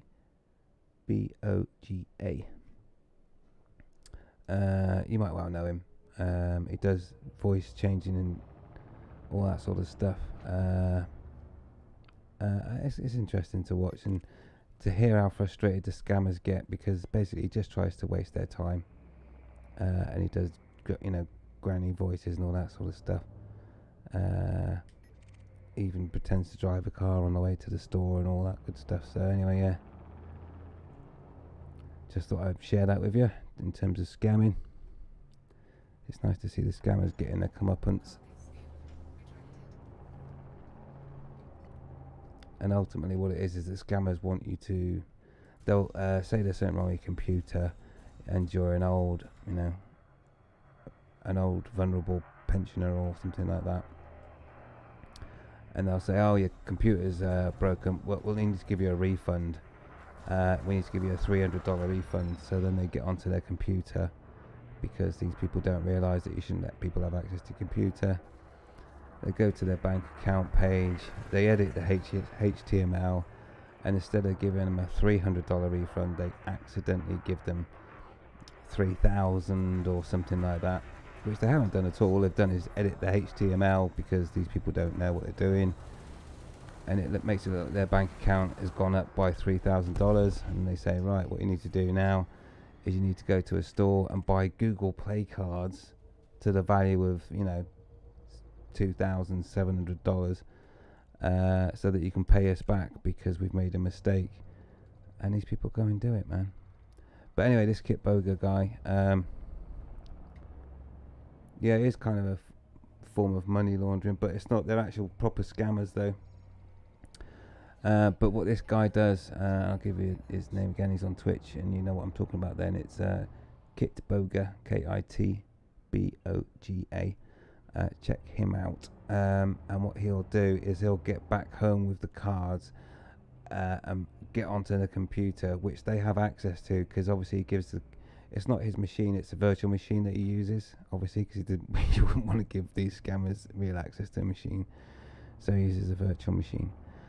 And what he does is he redeems the cards, these Google Play cards and so on. When the scammers keep asking him for the code, he types it into the Google Play Store saying, oh, that's where it should be, right, I'll put it in here. And the scammers go berserk when they see like £2,000 or $2,000 get redeemed, when they're meant to be stealing it, obviously, from the vulnerable people. So it's clever thing, worth a watch sometimes. And it makes me feel better that there's someone out there giving the scammers a hard time. So yeah. So thanks for that segue there, Emulated Penguin, on scammers. Which kind of was almost a segue, as they say over here, to ARCs, right? Scamming. So it's all linked, really. Yeah, don't worry about it, but trust me, guy, go and check him out. It is funny to watch. He's got plenty of recorded stuff. He's on YouTube and on Twitch. Sit back, relax, and listen to scammers get really upset. Yeah, I can just hear their voices at the moment. I don't want to stereotype, but the scammers don't appear to be coming from or have an accent that you would associate with, say, San Francisco, for example, which is where they say a lot of them are based. Probably somewhere not from, from a different country, let's say. So the English isn't as good, and it's like, listen to me, ma'am, and listen to me, don't hang up the phone, you know, give me your money and all this. It's just like, wow.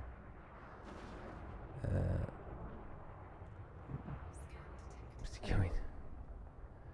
So yeah, give them a look out. So if you want to see scammers get bashed, it's great. It's kept scammers on, you know, because he records how long he keeps the scammers busy, because the idea is that the longer he's got the scammers on the phone, the less time they've got to scam anybody else. And one of the scammers, he's managed to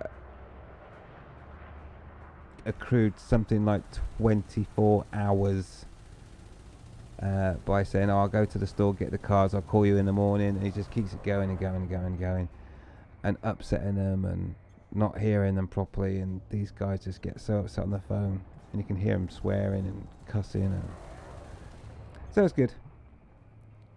Yeah, it's worth a look.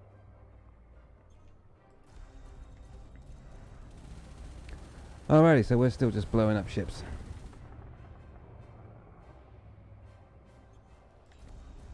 An Emanated Penguin, I saw you were attacking the old Thargoids last night, and you was in a cutter, weren't you? And I was lurking, to be honest. I don't always obviously pop in and say because I'm busy working or something like that. Yeah, did you not? It looked like you were gonna die. There was like three. He's up against 3 Thargoids, and I see your hull was down to about 20% or something. I think you persevered, but I maybe have lost your ship. I don't know. I didn't see it to the end, unfortunately. Elite, hello.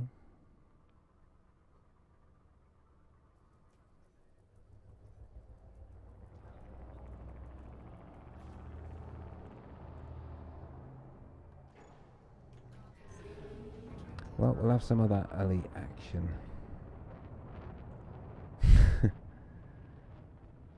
Trying to get used to the well. She's a beastie tank, but yeah. Doesn't turn on a dime though, does she? And I thought the Thargoids, I'm no expert by the way, so put me straight, but I thought the Thargoids required an armor tank rather than a shield tank. I could be wrong on that. But yeah, if you want a shield tank, then that's the ship with the most shields right there. It's just not very maneuverable. But in terms of shield, yeah, you won't get anything with more shield than that.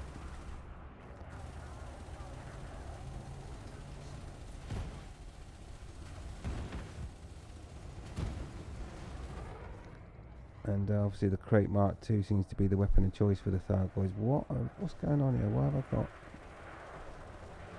I'm just checking I've not upset the authorities there. Chasing the wrong ship. Let's dispatch this one.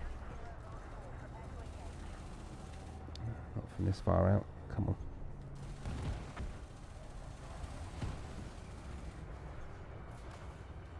And I managed to get confused between a Viper and a Python there for a second.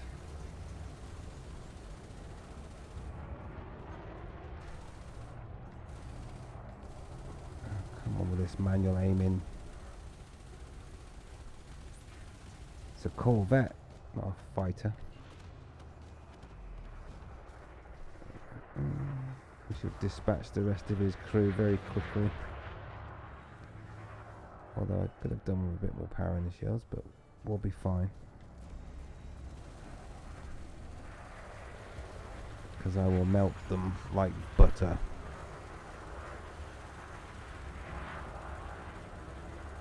Although this one's being particularly stubborn, I have to say.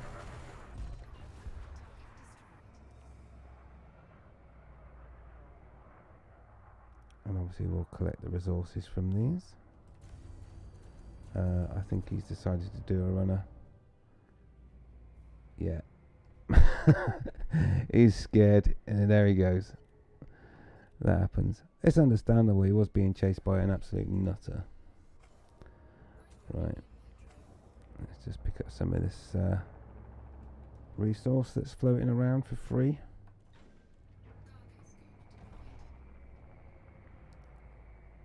Let's try and get a bit closer to it and orientate the right way.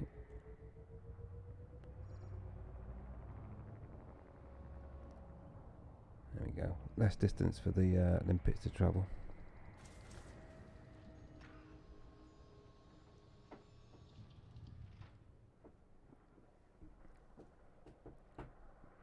So yeah, the Sheen's meal, nothing to a Thargoid. She was really just cushioning the blow. Yeah. Alright, so the end goal is to solo a juicer. Yeah. I've still yet to combat one. Like I say, I'm holding true to my Thargoid friendly role with this account. My other account is not in the bubble at the moment, so I can't interact with Thargoids. I will bring it home soon though. Well, I'll bring it back to the bubble for a bit.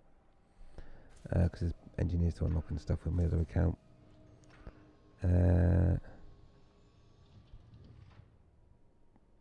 Yeah, the shields, yeah, well, they're up, of course. The shields work.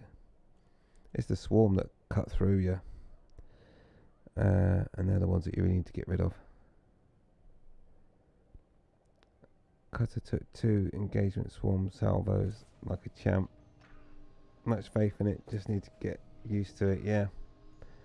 Yeah, I did see the swarms would get into you a little bit. And you were firing double swarm bashers, weren't you, I think, which is fairly effective.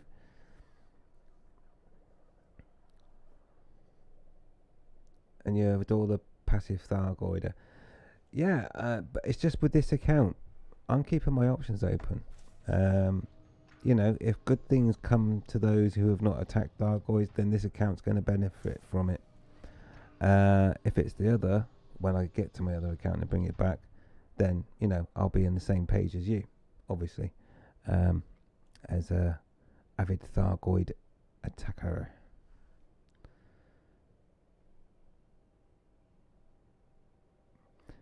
Yeah, I'm in terms of the, you know, the human instinct is to see something scary and attack it, right? But I've always been into that kind of, you know, what happens if we were visited by another race and all that good stuff. And some of the previous old school games that came along, there was options to interact with the aliens and trade with them, yeah, and get new technology. And that's what I wanted this to be with Elite. I wanted to be able to trade with the Thargoids, get new technology, new weapons, cool stuff. Their tractor beam that can pull stuff, you know. I can remember asking in the forums a long time ago, why can't we have a tractor beam? And they said, oh yeah, because it's not physics, it doesn't work. Since that time, obviously, we've even managed to invent a kind of a tractor beam already just by using wavelengths. But also, of course, the Thargoids definitely have a tractor beam. And I'm sure you've seen it when it's collecting cargo. And so I thought they might be able to do this sort of technology exchange. But no, still the only way to interact with a Thargoid is with a weapon.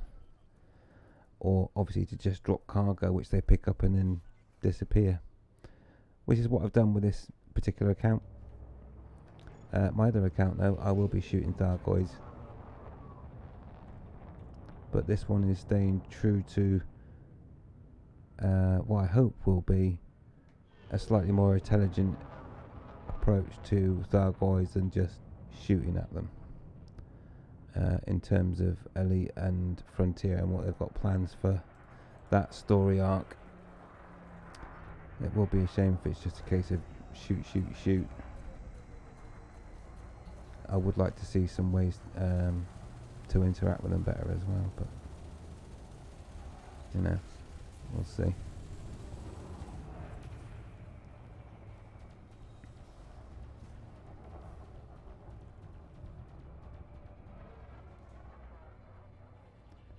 Say, but no passive interactions with reward, sadly. Hoping they work on something. Yeah, there's no reward, is there? I mean, obviously, if you blow up a Thargoid, there's a reward. You get cash. And you get a pretty explosion. If you go there and drop off some meta alloys, they just fly off. No reward. I mean, yeah, they don't attack you. Which is my, you know, which covers my whole thing with the Thargoids is they're not aggressive unless you attack them first or steal their stuff. Which is why I'm not attacking them with this particular account. What is this guy doing here? Oh, he's elite. Is he wanted? Wow, isn't that just right there in front of me? Don't go anywhere.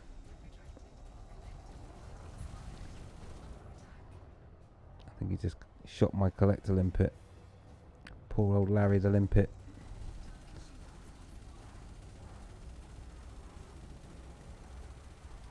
See, really, you know, if it was I'm in reverse. What am I doing? Hang on a minute. What's going on here? Nobody's perfect. We're not in reverse anymore. That was weird.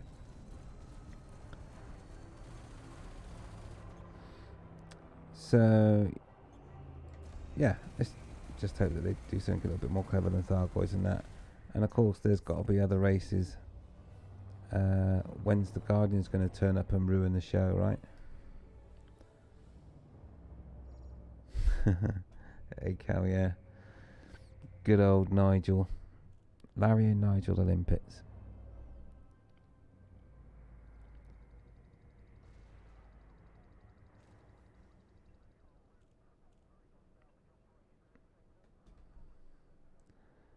So according to Malik, we're far past that point. Well, we are now. I don't know what the Thargoids are going to do now, to be honest.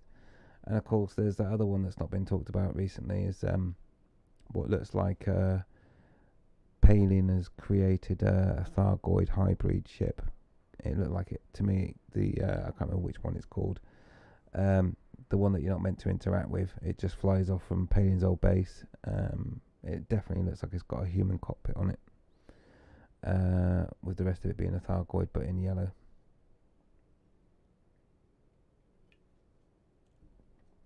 So there's that as well. So we'll see what happens with that. I suppose I'll just go and get some ammo, really. So let's go and do that.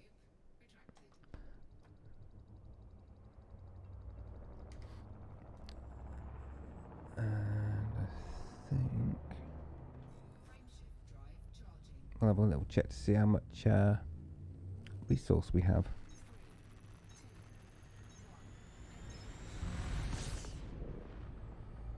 I've still got that widget going at the top there. I don't really need it for the moment. That's what I plan to use when I do exploring, so I'll switch it off for now. But I think that'd be a great tool for exploring. Now, it would help if I chose a station to go to. It takes a while to get going from this station as well. From this star, should I say.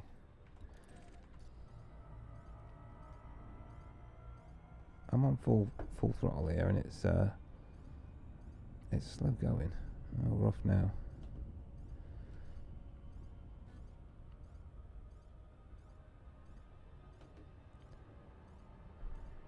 So yeah, I would like to mess about, trying other stuff,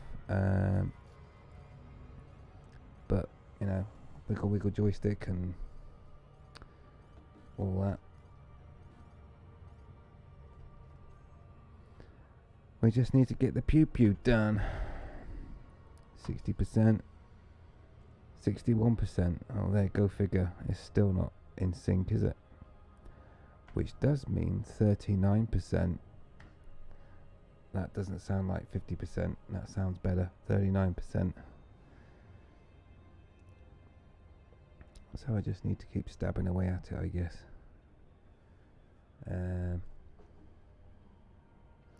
Hey, Emulator Penguin, did you see my video of the praying to the death planet white dwarf? I don't know if you saw that or not. It's pretty cool. Managed to get an SRV stood up on its back end doing the praise the thing. I did put a link put up in the text. I don't know if you saw that. Alright, it was in this stream. Let me see. I'll post a link to the picture. It should be over here somewhere. Yeah. There we go. Take a gander at that.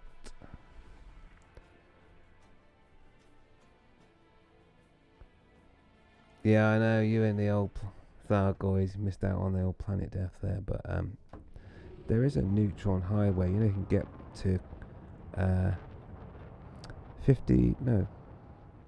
75 minutes from the bubble to Colonia in my Jumpacunda. So just over an hour. Of course, you need to build the ship. But once you got it, ain't no mountain high enough. Know what I mean? Approval is granted. Please head directly to docking bay 39. This is untidy parking going on right here. Get out of it. 39. 39.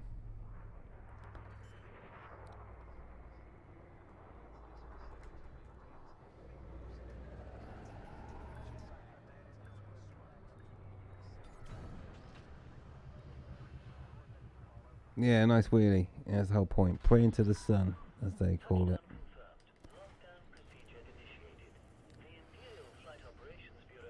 But yeah, that was actually a snapshot from the video that I was recording, just trying to get the right shot, because that white dwarf streaks across the sky there. Oh, I don't know if you got my PM, but I found a system above with your name on it. It's in your screenshot. PM where? On Twitch?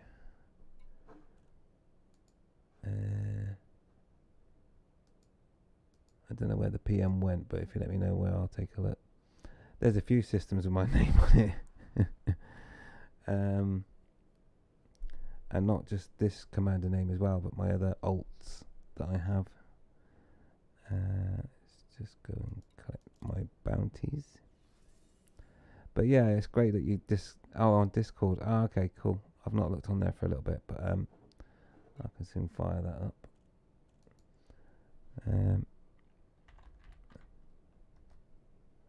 Here we go. Get that going. What was I going to do? Oh no, I don't want missions right now. I wanted. Where's the tourist mission? Oh, I went into the wrong one. Right, it's just cash out 3.5 mil for a bit of combat. Let's have a look.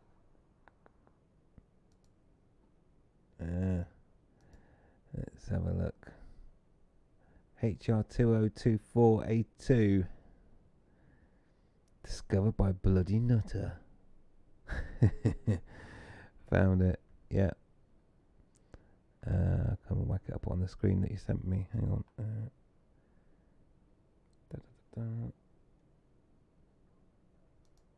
There you go, that's the system.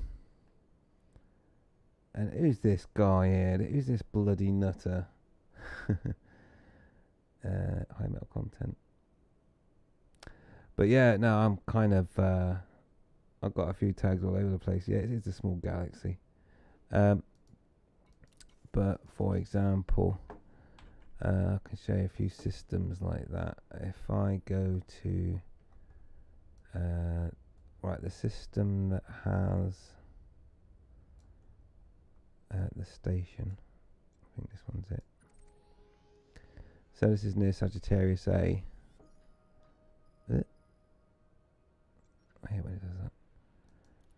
go in there.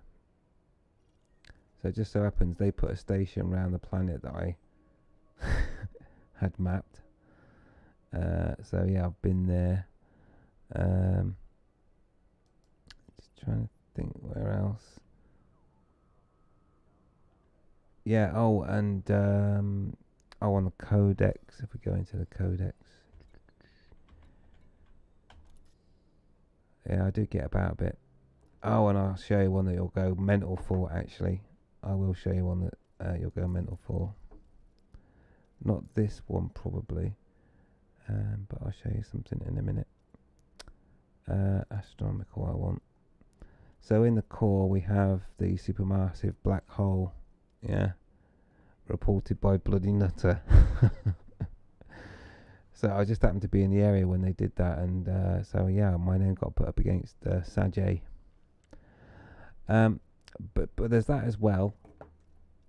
But one thing I think you'll find pretty cool, because I know you're into your Thargoid stuff, right?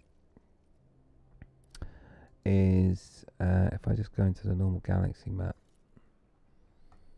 and go to where's Barnard's gone?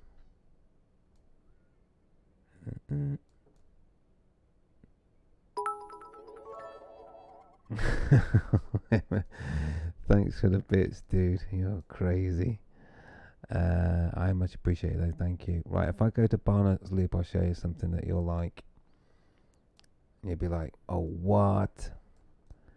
Now then, we are now up in Barnard's Loop, and as you know, this area is pretty much zoned off, permit locked, as you will know.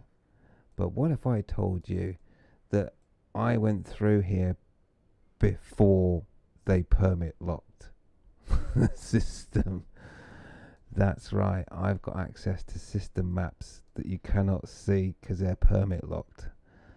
And I just need to go into the map zone and change this to visited. Okay. Jump on your neutron boost your way in, did ya? This was before neutron boosting. In actual fact, look, you can see the path I took. I was out sightseeing in a hauler, and you can see my path. Yeah, as I was jumping through. Yeah, and I don't know which ones of these. Okay, so that one's not permit locked. But as we get closer, I guess that's not permit locked either. What about this one? So there's this one here, for example.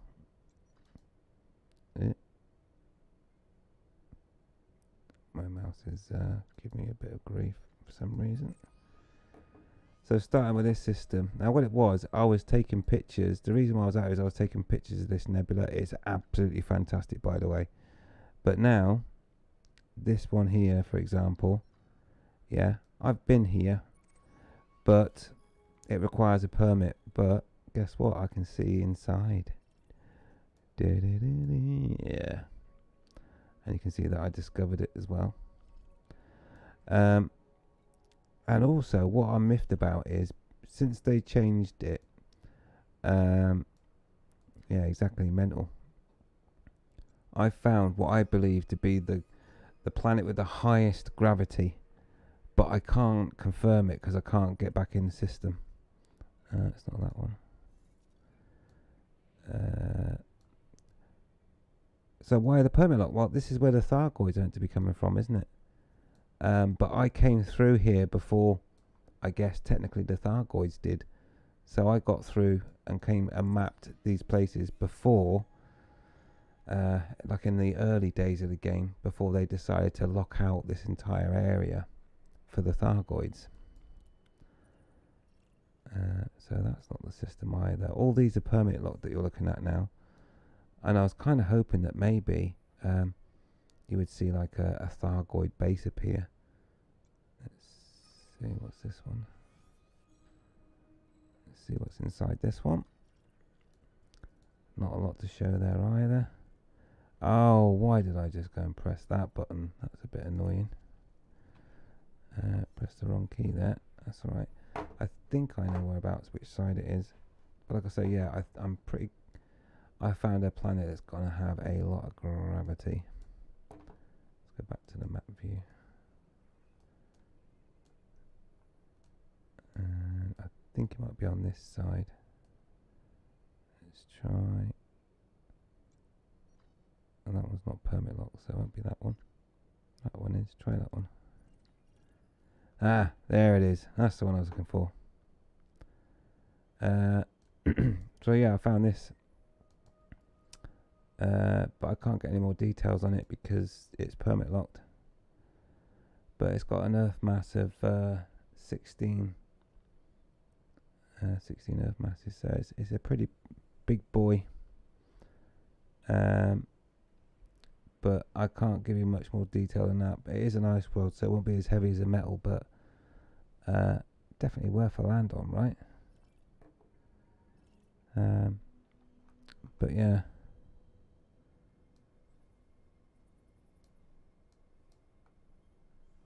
Worth a look when we can finally get on there. But all locked out at the moment. So there you go. There's an eye opener for you. Yeah, the Thargoid home, I've got that marked on my map of where I think they might be living. But there's just something else going on around a flame nebula. But I think I've bookmarked the Thargoid home somewhere. There we go. The closest system I know, which is close to the Thargoid home, is Hoya. That's the one I've put in. And obviously these ones will be permit locked. That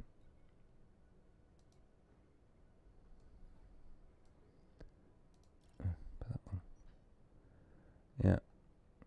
So there you go. And these are the areas where we think they might be residing. But again, they're permit locked, so we can't get in there. Orbital period, 850 days. Oh, yeah. Well, it was like 1,000 light seconds away.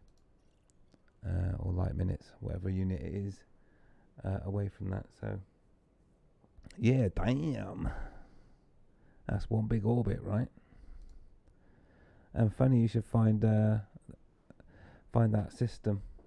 What was you doing in HR 2024 anyway? I'm gonna have to go and have a look at that system now, actually. Let's have a look. HR 2024.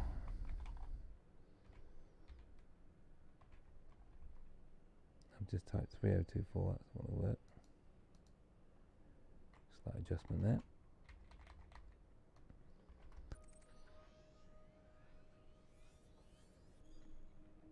Ah, you've been in here, have you? Oh, wow. It's a big star. Well, I hoped you mapped one of these surfaces, dude. Looks like they're right for being mapped. Oh. Is this the one you mapped? A2.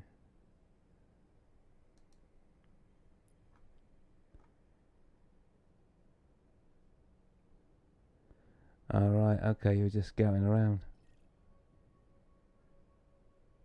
No, I think everyone should go in and tag other systems. I mean, this would have been a long time ago that I went here. Nowadays, if I go and find an interesting system, I always leave a couple of spaces for people to put their tags on it if they stumble across the same place. I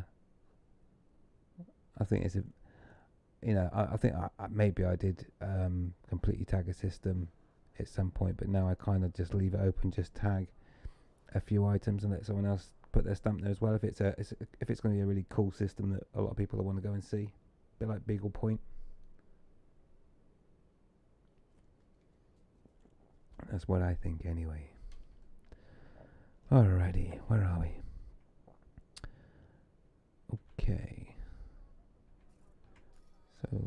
need to go out and do some more shooting. We're on 60% or 61%, which depending on which screen you look at. Why does my helm say that I have no shield? Alright, okay, that's just a bug. So what I'm going to do right now, I'm going to take a quick natural break and then we will launch with plenty of ammo and limpets and go do a bit more Pew Pew, because the sooner we get this triple elite done, the happier I will be.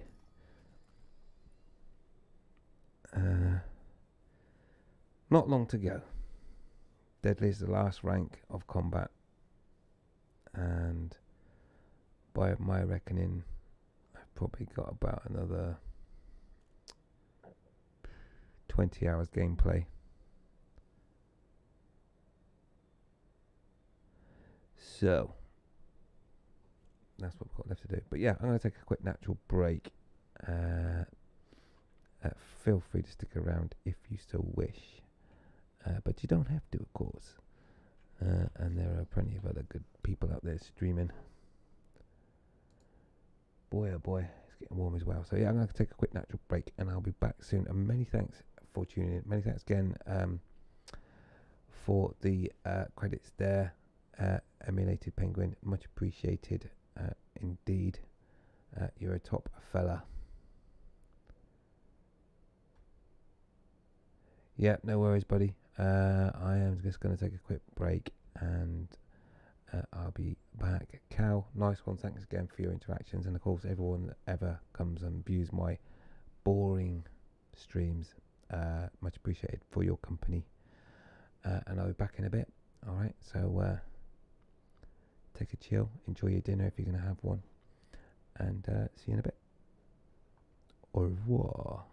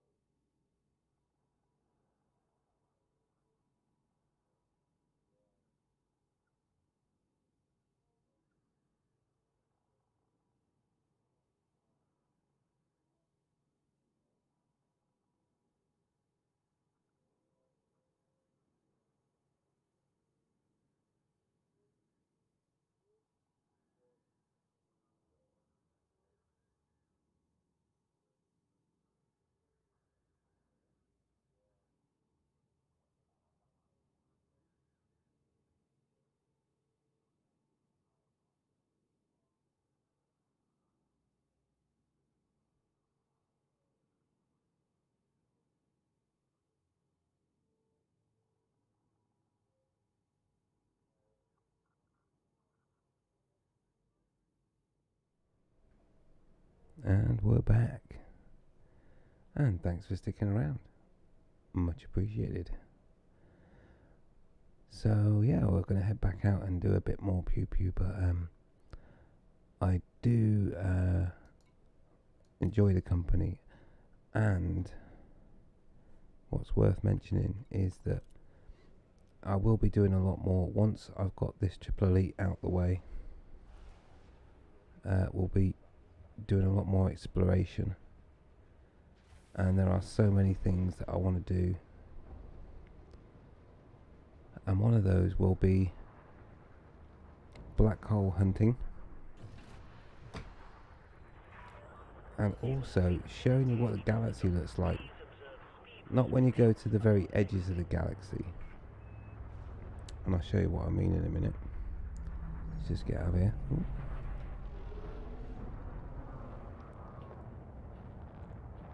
But the galaxy is 3D,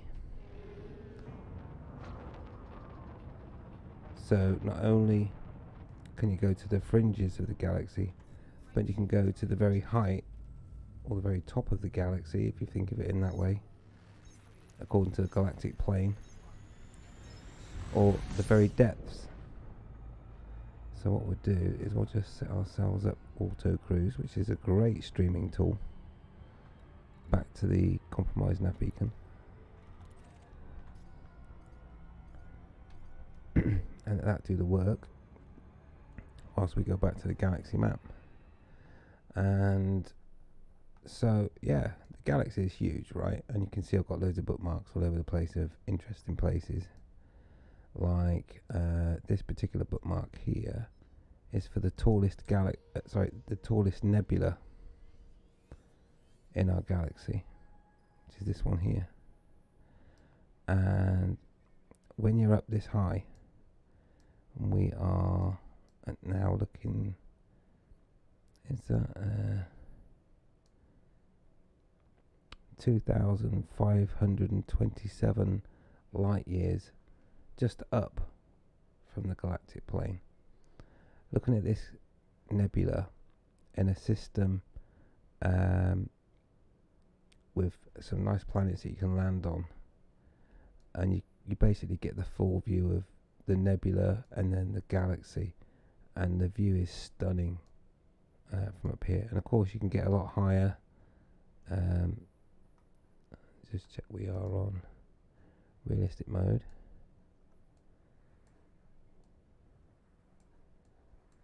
Come down to a point where the stars start. There we go, there's one there.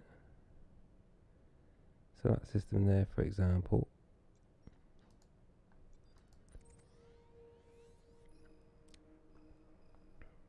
this is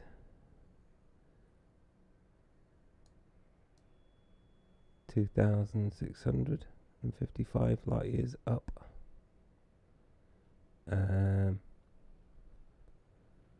think that's where we are here. And if this system has got some planets in, looking across at the galaxy in different directions with the nebula in view as well. I mean, look at that. It looks like some sort of skull. You get some stunning views, basically. So we'll be doing lots of that as well. And obviously looking for black holes. So we'll do a lot of that, because my dream come true would be to find a black hole system. And we've just been pulled out now because we've got to where we want it to be, but a black hole system like the Planet Death system would be awesome. Clipper. So yeah, finding something like that would be amazing. To go through the exclusion zone of a black hole, wow, that would be the best. Right, let's see if we can find something. Oh, Anaconda, hopefully that is wanted.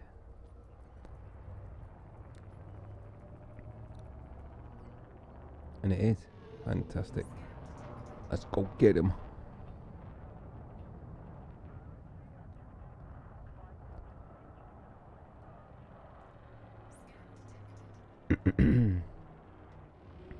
So yeah, it'll get a lot more interesting.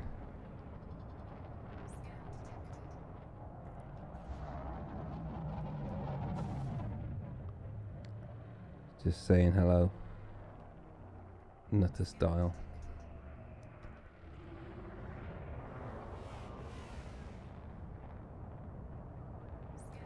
Let's get the weapons out would help as well, of course. So it'd be nice to do that, and obviously do that in something like a multi-crew. Oh, just missed him. Let's take him out now anyway, I think. We've played enough.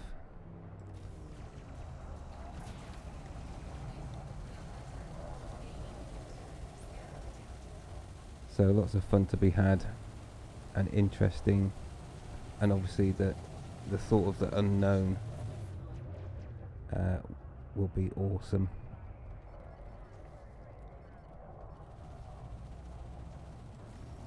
So yeah, there'll be lots of those shenanigans going on as well.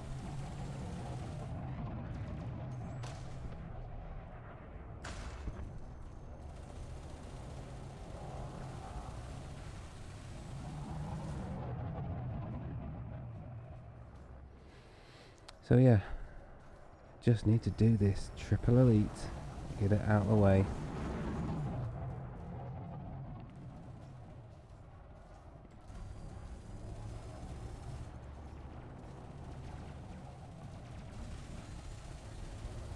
And just try and push him over so I can get to his power plant. There we go.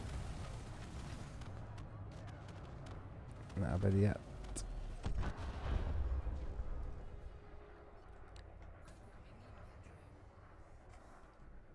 Should have some nice tasty cargo from that in terms of resources. Let's have a look. What did we get?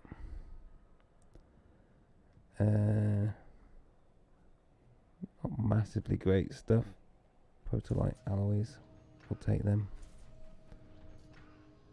You do sometimes get the odd pharmaceutical isolators and stuff like that, so it's all good stuff. Mainly from the bigger ships. The Type 10s are my favourite ships to pop out here for the resources that you get.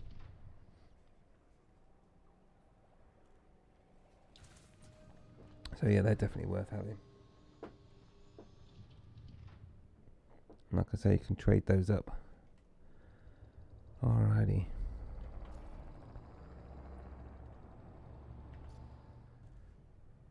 So back to the nav beacon.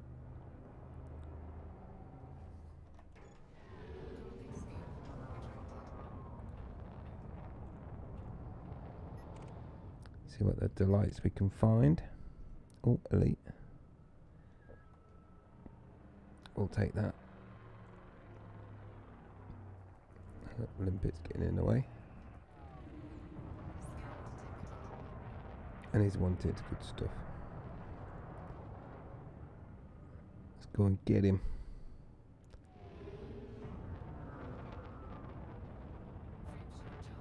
Oh no, he's going to try and jump. Hope we can get his attention before he does. Oh, change the weapons would be handy. Don't jump. Stick around, buddy. Yeah, I think we've managed to distract him. He's going to stay with us.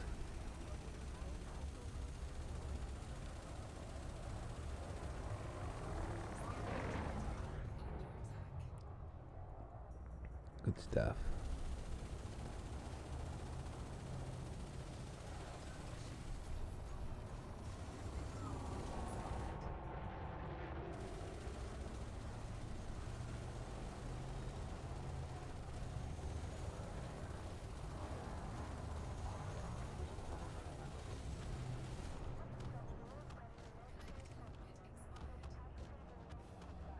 Another elite ship there, it's not too far away. Let's grab his attention. Get those limpets out.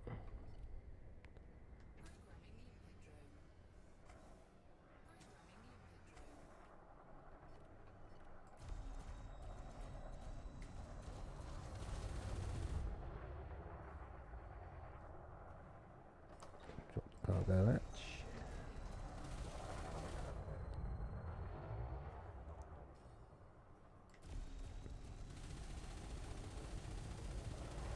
don't want to drift too far away from the resources, because I will be needing them for the next bunch of ship builds and engineering.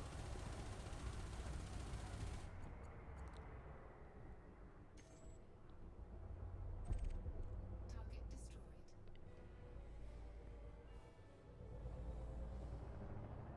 Just manoeuvre into all the resources, which are those white dots on the radar. There you can see that. Gather those up.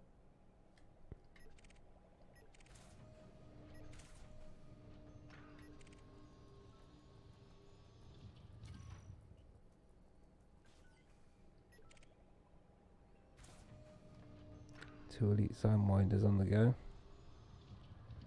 And that's a quick easy win in terms of rank.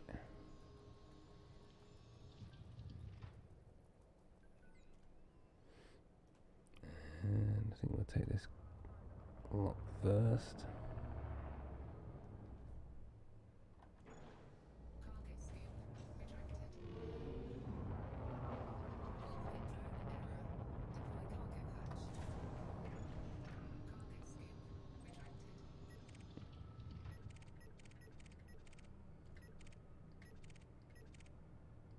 He's out here somewhere. Was that him there? Scan detected. There's only a master, that's definitely not him.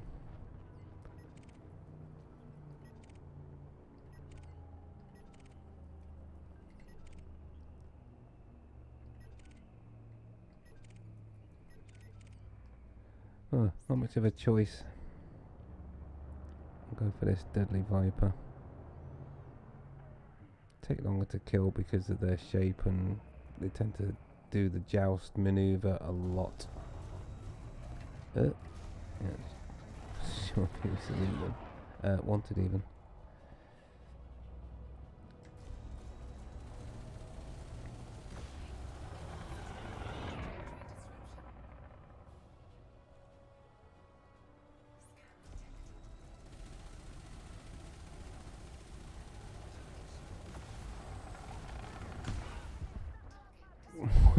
He blew up in fine style.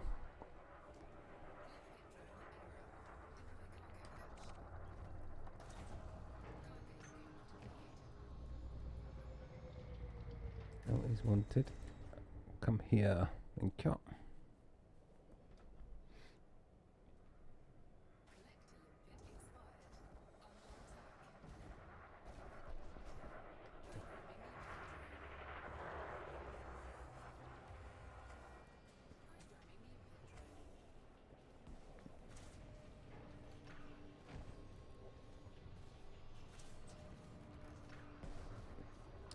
Alrighty.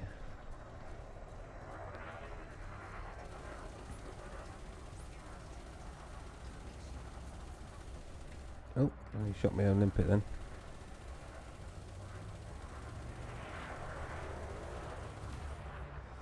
Oh, he's been a tough cookie. But not tough enough.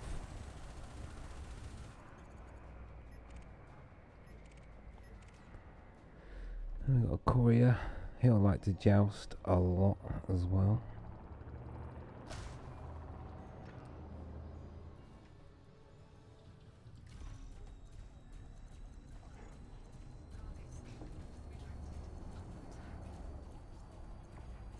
But he is elite, so let's take him out. And not on a date.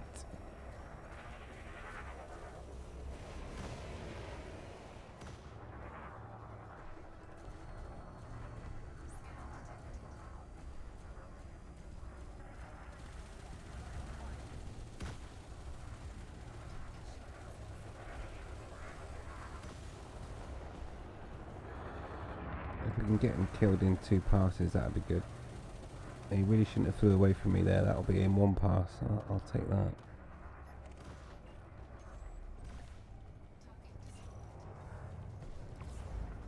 Alright, let's take out his buddies.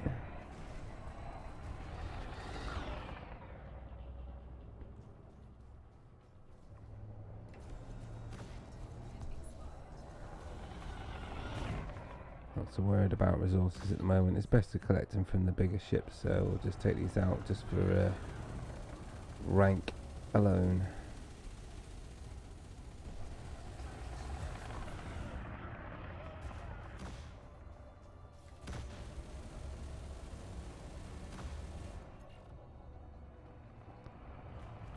One more to go.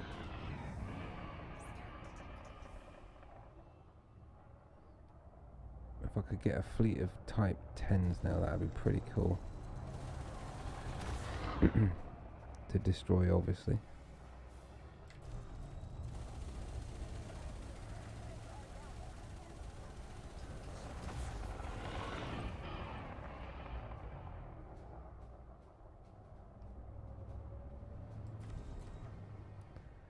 Come on. Isn't chaff the most frustrating thing ever invented in this game?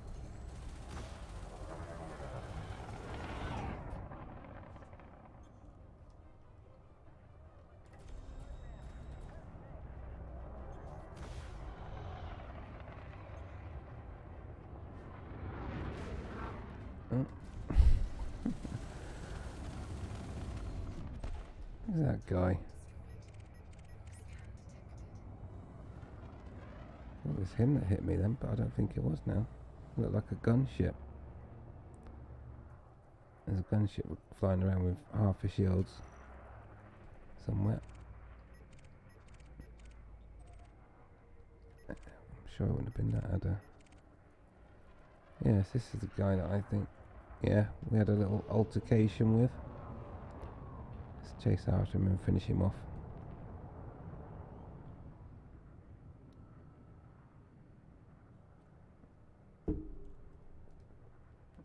Incoming nutter.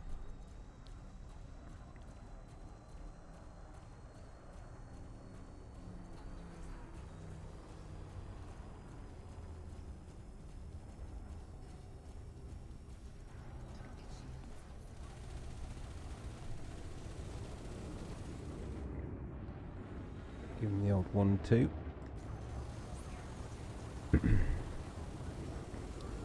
Quickly dispatch him. I'll pick up his resources. Alright, golden pits go.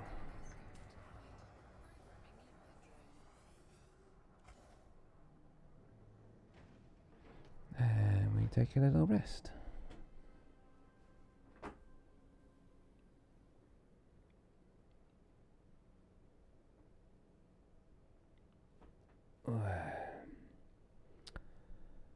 Yeah, so lots of things to do in this game, there really is. Of course, one of the other things I'll have to start doing as well is doing some more mining. To make sure I've got enough money for the old fleet carriers when they come along. Plenty of time yet though. I would like to be triple elite by the end of this month.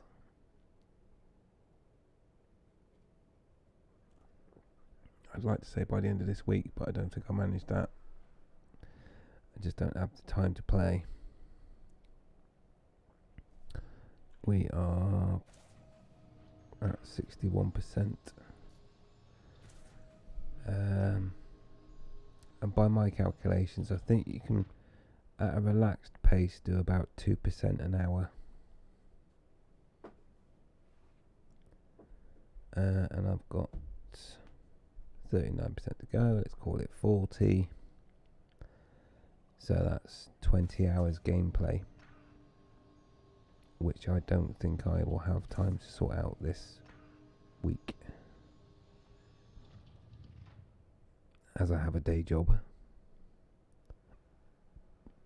As much as I would like to be paid to play this game and do streams and all that,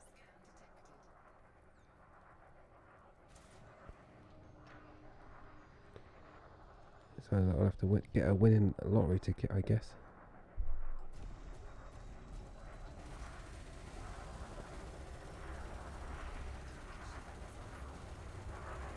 But the thing is, I am achieving just more than combat rank. I am gathering lots of materials to help me with ship builds. So it's not wasted effort. I think where it is wasted effort is when you just grind for one specific thing and don't get anything else out of it.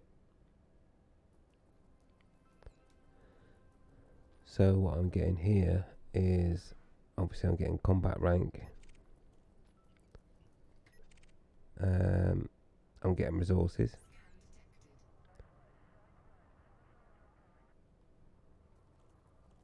Deadly, I'll take that. I'm also getting arcs and I'm getting credits. Not a lot of credits for combat, obviously, compared to mining, but it's not shabby.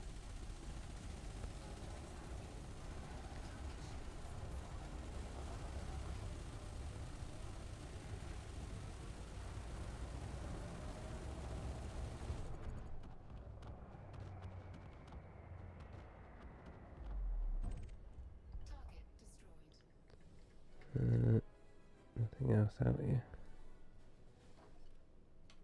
Yeah, collector's going.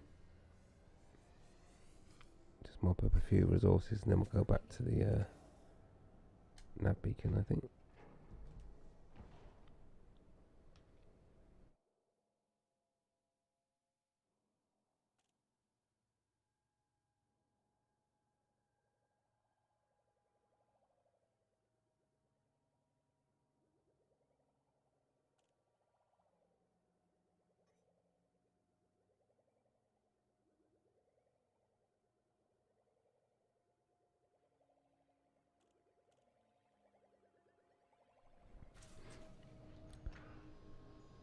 Okay, just checking out the time. It is midnight, so it's probably a good point to end this stream, which I know isn't the most exciting ones out there, as we're just shooting ships, but